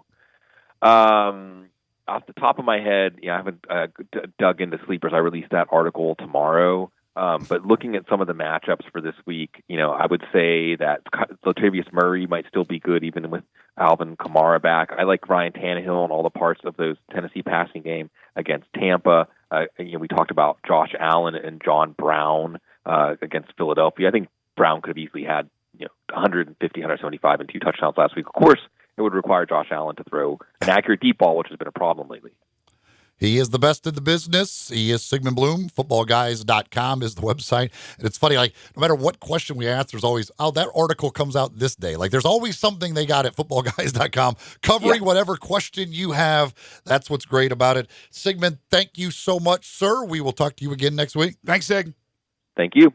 Sigmund Bloom from footballguys.com. This hour of the program is brought to you by 34 North Cocktails. Check them out at your local liquor stores here around Memphis. The Barrel Thief is the bourbon drink. It's just like an old-fashioned. And then they've got Sneaky Pucker, which is a vodka drink. Both come in 12-ounce cans. You can buy them in 4-packs at the various liquor stores.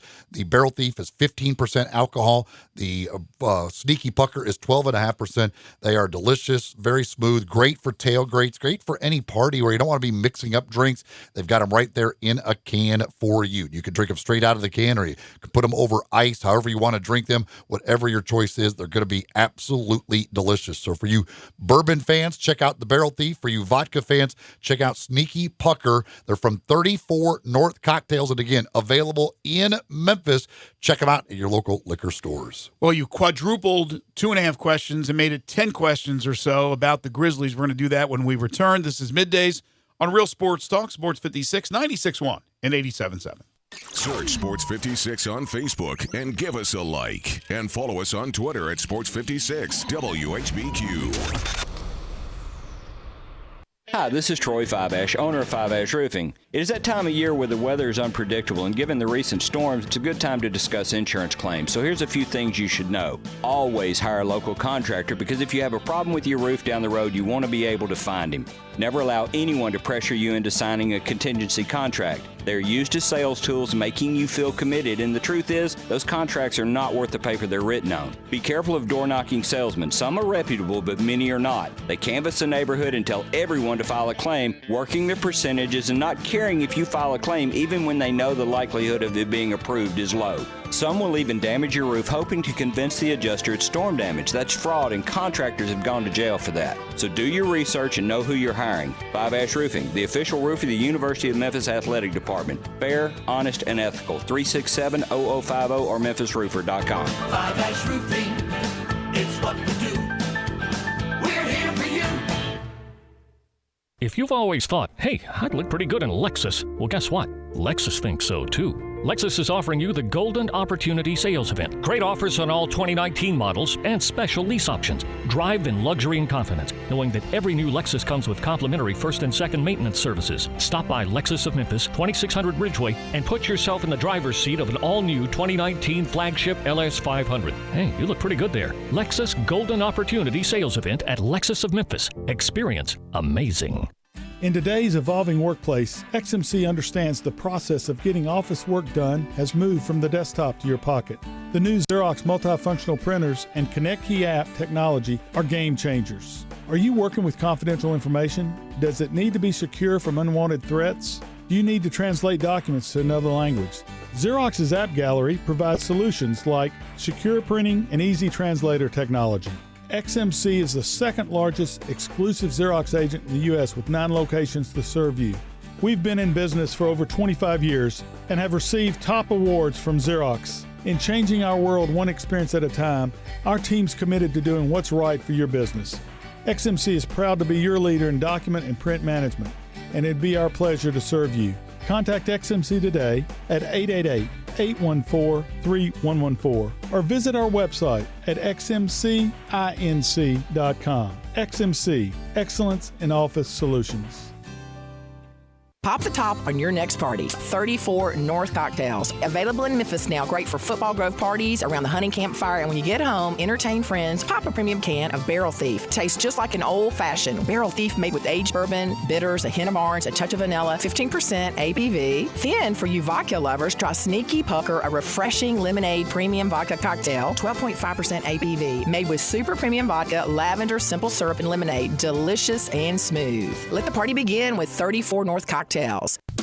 Sundays and Mondays are special at the Butcher Shop, celebrating over 35 years of serving the Mid-South by giving a big thank you to you, their loyal customers. You can come in, relax, watch your favorite games, and enjoy hand-cut steaks along with a premium bar. Sunday and Monday nights from 5 until 8:30, you can get select entrees for $25. That includes a salad, baked potato, and bread, and you don't have to pick one, you get all 3. Some of those entrees are 10-ounce New York strip steak, slow-roasted prime rib, Atlantic salmon with dill sauce, marinated grilled chicken breast, grilled boneless pork chops, and crab stuffed shrimp. Plus, all appetizers and desserts are 20% off. Don't forget, Hamburger Friday every Friday from 11 to 2. It's the best. The Butcher Shop, always a Memphis tradition. Call 901-757-4244, 901-757-4244 for more information, or just stop in at 107 South Germantown Parkway in Cordova.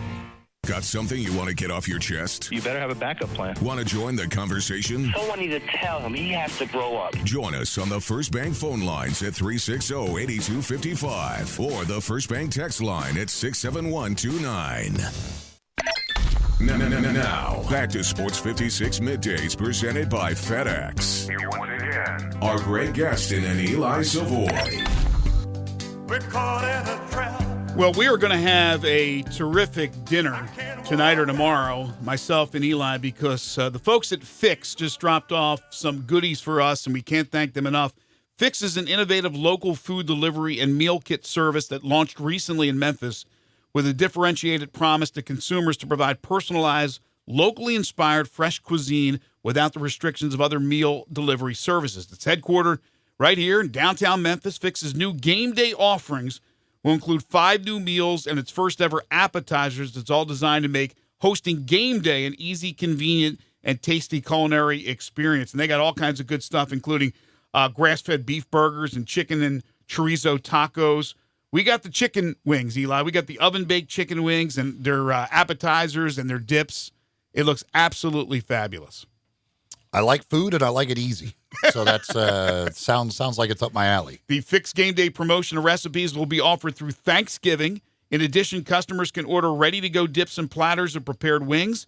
So keep an eye on Twitter, Instagram, Facebook to see what is new and trending in the Fix kitchen. Doing game day right is a lifestyle. With these recipes, we support that lifestyle with quality and convenience. I want to thank all the folks at Fix. You can go to their website, www.eatfix.com. Fixed meal kits, next day delivery, serving size, flexibility. Check them out. It is Fix. It's launched. It's a game day menu, and it looks absolutely fabulous. All right, so I've got 10 statements that I will make about the Grizzlies this season, and you can agree or disagree. Circle will get the square regardless, but you can agree or disagree. Agree or disagree. That is the question. All right. Statement number 1. Grayson Allen will start at least 25 games. Grayson Allen will start at least 25 games. I am going to say no. Okay. Disagree. All right, there we go. It's the agree or disagree game. That's right. Not a yes or no game. Number 2, Brandon Clark will lead the team in blocks.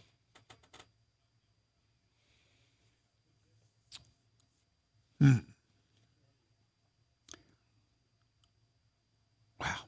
Could be close, but I'm going to disagree. Who do you think will lead the team in blocks? Jaren Jackson Jr. Dylan Brooks will average less than 1 assist per game.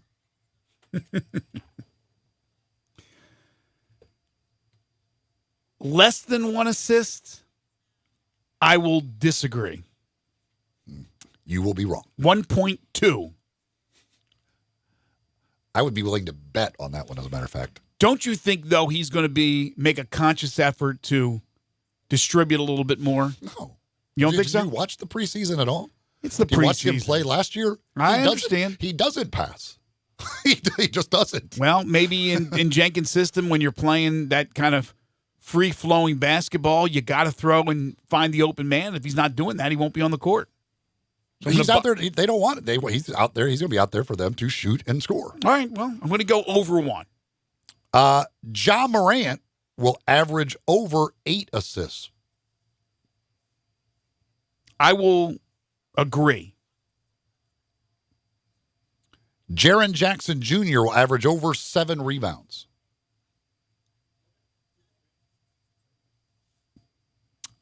I hope he does. I think he's going to be 7 rebounds. He was at like 4.5 last year. Yeah. I'm going to disagree. I'm going to go about, he's going to improve. He's going to be about 6.5 rebounds per game. Jonas Valanciunas will lead the team in scoring. I will agree. Ja Morant will shoot less than 30% from three-point range.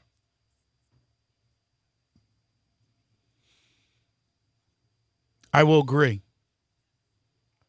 Grayson Allen will lead the team in three-point percentage. I will disagree.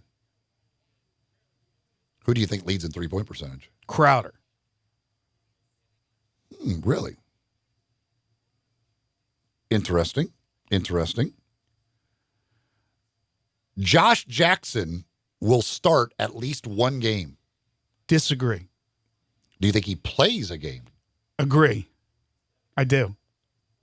How long into the season do you think before we see Josh Jackson?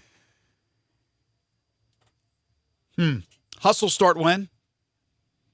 Their first game is November 8th. Their camp is next week. First game's November 8th.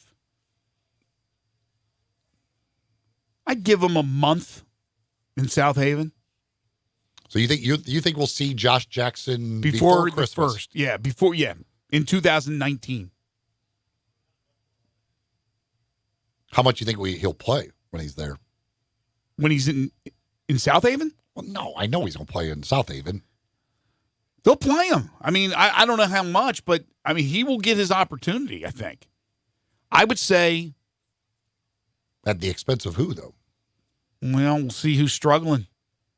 As long as Josh Jackson does everything that they want him to do, stays on the straight and narrow, put in a month in South Haven, comes up, I give him 10 minutes a game and see where it goes from there. You gotta find out what you got in this guy. He was what, third pick? Top 5 pick, right? Yeah, I think he was third, yes. Just a few years ago. You got to see what you got with this guy. And I don't know if you could tell by being in South Haven. Basically, in South Haven is a humbling experience for him. Let's see what he does as a man, as a human being. That's what it's all. It has the South Haven thing is nothing to do with him as a player. Exactly. That it is. Can he put all his off the court issues and everything else and be on his best behavior? Then okay. Now we believe he can do that. Now let's see what he is as an NBA player when we bring him up here. The hope is that the problems are just the fact that the Phoenix Suns are a train wreck. What did he didn't help himself though. What did Gortat say? It was a giant brothel, basically. Is that what he said? Yeah, I mean, he said it was like the worst organization he's ever played for in his entire life. Like it's a complete and utter disaster. And he used brothel? I believe I want to say he called it a brothel. It was a giant brothel, is what he called the Phoenix Suns organization. It's just awful. So, is Josh Jackson the product of a terrible environment that he was in Phoenix, or is that just Josh Jackson and wherever he goes, that's going to be Josh Jackson? Well, look, it's a cop-out to say it's all about the organization and that's why he screwed up. No, it's also got to be something put on the person, the individual. We'll see if a new environment changes things for him. Have they been, I would assume they've been keeping tabs on him, right? Because he's not here yet. He won't be here until they start camp, right? Where he's working out or where he is right now. But I would imagine he is part of your organization. He is a signed player, part of your roster that you would be at least keeping tabs on him. The one you're not keeping tabs on is Iguodala, because he is not going to be a part of the future, but Josh Jackson could be a part of the future. Final one. At least 3 guys currently on the roster will be traded during the season. 3. At least 3. Just traded. Not released or anything like that. Not a transaction. Just 3 trades. I would say at least 1. 3 trades. I would disagree. I don't think we're going to see 3 trades. We may see a player released. Well, it could be 1 trade. No, I meant 3 players traded. Like, for example, I think something's going to eventually happen with Iguodala. If Josh Jackson doesn't work out, he's probably going to be released. Who else would be gone. Maybe they make a deal with Kyle Anderson. Well, Jay Crowder's going to get traded. I'll almost guarantee. Jay Crowder's the one I am certain will get traded. He's not that old, though. He's not that old. They aren't re-signing. Jay Crowder isn't going to re-sign. Absolutely not. Solomon Hill's one that could be, but they might be released. He might be released because I don't know if anybody is interested on the other end. Takes two to tango. I don't know. 3 trades. I'll disagree, but I think there'll be more than 3 transactions. And I'm not talking about the call-ups, the two-way players, and all that stuff. Okay. Was there anything other than the Dylan Brooks thing that you said absolutely will not happen, that you either were different than me or... Well, I believe all these things. These are statements I'm making about the team. I believe every one of these. Oh, okay. That's what I didn't just make these up. Like, these are things I believe. See, I make up everything when I ask you questions. I don't necessarily believe the questions I ask you. I am making statements that I believe. So I disagree with a lot of them. Yes. I didn't know that you had actually believed in those statements. What were the first couple? Go back a little bit. Because now that I know that you actually believe those, I thought you just... I don't just randomly make statements. Why? I mean, well, why wouldn't you? You do it. I mean, we do it all the time with 2.5 questions. I'll ask you a question. That's asking a question. This isn't asking a question. These are making a statement. I'm making a statement about the Grizzlies season. Yeah, but I didn't know those statements came from you. This is what you believe. I didn't ask you who will lead the team in blocks. It doesn't change my answers. But now that these are your statements, I'm curious now to kind of digest it a little bit. Give me a couple here before we take the break. The first one was, again, Brandon Clark will lead the team in blocks. You said yes. So you saying yes. I'm going with Jaren Jackson Jr. Next one. Grayson Allen will start at least 25 games. Okay. I think between Dylan Brooks and possibly Tyus Jones a couple of times with a dual point guard backcourt, I think would limit Grayson. Now, if Grayson Allen goes off early in the season, he might be their guy moving forward, and I would be wrong with that. Next one. Dylan Brooks will average less than 1 assist per game. Okay, you should be able in your sleep to average 1 assist or more. He hasn't, but I think in this offense, when ball distribution is more important, finding the open man, I could see where he is just lucks into 1 or more a game. What else? Ja Morant will average more than 8 assists. So you said no, or do I agree with you? I'm saying that he will average more than 8 assists. Okay, that's right. And I agreed. I'm sorry. I agreed. And Jaren will average more than 7 rebounds. And I disagreed. So you think he's making a big jump in rebounding? Yeah, I mean, my question there is whether he could stay on the floor long enough. But if he could stay out of foul trouble, I think he will. I think his rebounding will take a big leap based on the more minutes played. Yeah, but I'm looking at this. I could see where Clark plays with Jackson. And that means, in my opinion, Clark is the more aggressive rebounder. And obviously, Jonas will play a lot with Jackson. And he's the more aggressive rebounder. So Jaren's going to have to really get aggressive to hit those numbers. Jonas will lead the team in scoring. Okay, we agree. Ja will shoot less than 30% from 3. We agree. Grayson will lead the team in 3-point percentage. Okay, I disagreed on that one. I went with Crowder. Probably a bad move there. I believe Josh Jackson will start at least 1 game. Okay. And I believe at least 3 guys will be traded. Okay. Good stuff.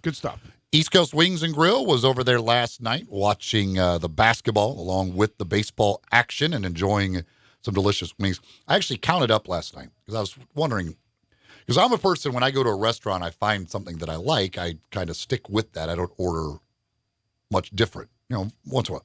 So they got the 60 different flavors of wings. And I was like, I wonder how many actually of these wings I have had. 21, which I don't know if I'm proud of myself for being showing the variety or disappointed myself because that's only a third of the flavors of wings that I've actually got. Yeah, but that's a lot. That's still a lot. So I think because of me, the way I normally order and the fact that I kind of stick to things that I like, I was pretty happy. I've done 21 flavors of wings. Last night I did 2 that I have done before. Last night I did the lemon pepper and I did the Caribbean Jerk. Those were the two that I did last night. 60 different flavors of wings, all kinds, some dry, some wet. You got so many different options to choose from, all available in 7 different heat indexes, 24 different draft beers on tap as well. Today being Wednesday, not only will they have the Grizzlies game on tonight, and of course baseball and all the other games, but also kids eat free on Wednesday nights with the purchase of an adult entree. Kids eat free 12 and under, so you can take advantage of that each and every Wednesday. Tomorrow, Thursday, 65-cent boneless wings. Every day, Monday through Friday, 3:30 to 6 and 9 to close is happy hour, where you can take advantage of some half-price appetizers, great beer specials on the draft beers, and $12 buckets of beer as well. East Coast Wings and Grill. Along with the wings, many other options on their menu to choose from. It's always fresh, never frozen food at East Coast Wings and Grill. Just off Highway 64, next to the Lowe's. Check them out, East Coast Wings and Grill. We need to take a final timeout. We will do so. Come back and wrap it up with one final thing. This is Middays on Real Sports Talk, Sports 56, 96.1 and 87.7. The Peter Edmiston Experience with C.J. Hurt. Weekday mornings from 7 to 10. Only on Sports 56, 96.1 and 87.7. If you need glass replaced, there's only one name you need to know: Benswanger Glass, the largest full-service glass company in the U.S. They've been an industry leader for over 125 years. For all your residential, commercial, or auto glass needs, Benswanger Glass is the name you need to know. 24-hour emergency service for all commercial customers, plus a nationwide warranty on all professionally installed glass. Visit Benswanger Glass in Midtown, located at 340 South Hollywood, across from the Liberty Bowl. Visit their website, benswangerglass.com. Benswanger Glass. Get your gun, Nelly, and saddle up Penelope. It's Western Trading Days at Sunrise Buick GMC. Old-time trading prices on over 700 new Buicks and GMC trucks, and the Sunrise Used Car Corral has over 500 in stock. Branch managers have been told to cut prices to the bone, and remember, you can bring your car to Sunrise Service no matter where you bought it. If you're a good person with bad credit, SunriseMemphis.com will help you put one of your brand on these little fillies. Free hot dogs and Cokes at the Chuck Wagon. Western Trading Days going on now at all 3 Sunrise locations. We make it fun to buy a car again. Hi there, Saver. Looking for a Medicare plan to help you save on more than just prescriptions? Medicare Advantage plans may offer prescription drug, medical, and hospital coverage. Walgreens is a preferred network pharmacy with many Medicare Advantage plans, including United Healthcare. So when you enroll in a plan with Walgreens as your preferred pharmacy, you know you're saving smartly. Walgreens, trusted since 1901. Other plans may be accepted. The Vault on G.E. Patterson in South Main downtown has all your game day needs with 30 TVs. If your game is not on one of the 20 big screens, then sit in a booth with your own remote. The Vault has game day specials on pitchers, buckets of beer, and great food, which is the best thing about the Vault. This is not your normal sports bar. Chef Dirk Meitzler from On Tour and Cafe 621 has all his favorites like Chicken Newport and his new lobster enchilada. Open for lunch and dinner every day with lunch specials for $12 weekdays with a drink. The Vault on G.E. Patterson in South Main, your downtown place to eat, drink, and watch the game. Hewlett & Dunn, nestled on Old Town Square in Collierville, has 4,000 square feet of the largest boot selection in 200 miles. International boot legends Luke Casey, Double H, Red Wing, Ariat, Justin, and Tony Lama. Hewlett & Dunn has rubber hunting boots by Dry Shod, and recently has expanded the selection of safety work boots. Filson Hunting Gear, biggest selection in 3 states, and now carrying Duckhead. Western wear, hunting attire, jeans, belts, hats, and more at 111 North Center Street, Collierville on Old Town Square. You need to stop by Hewlett & Dunn, you bet your boots. Now, back to Sports 56 Middays presented by FedEx. Here once again are Greg Gaston and Eli Savoie. Let's do it. A couple of texts here on the First Bank text line. One says, I think Triple J's production this season will be off the charts. He was 3rd or 4th option last year. This year, he should be the focal point. Well, so he'll have every opportunity to produce. Again, one has to stay on the floor, stay out of foul trouble. That'll be the biggest thing. But he's going to be, he's going to have every opportunity to be a big part of everything this team does. And they need him to be. You couldn't ask for more. He's 19 years old. He's drafted by the Grizzlies. And in a year, he basically becomes the face of the franchise. So you can look at it as pressure, or you can look at it as a great opportunity for this young man. Not a lot of young players walk into this type of situation around the league. Another one says, hey, Eli, just wondering what you think about David Ross as the Cubs manager. I mentioned this earlier. I would have rather had a more experienced guy, but this was always going to happen, so it never was a possibility. So I just have accepted it from the moment. It was before, literally the last month of the season, it became obvious that they were getting rid of Joe Madden and they were going to hire David Ross. I am willing to wait and see what happens. That's all I can say. Nobody knows because he's never been a manager or coach of any kind. So he is loved by a lot of those players, but he was loved by those players as a player. They've never obviously had him as a manager. So how hard will it be to come into a clubhouse and manage a group of guys who were your friends as players? That I'll be interested to see. Well, now that it's a done deal, I'm hoping that the Phillies are seriously looking at Joe Girardi, because Girardi's going to be managing somewhere, and it's not Chicago. He could end up back in New York with the Mets after all those great years with the Yankees.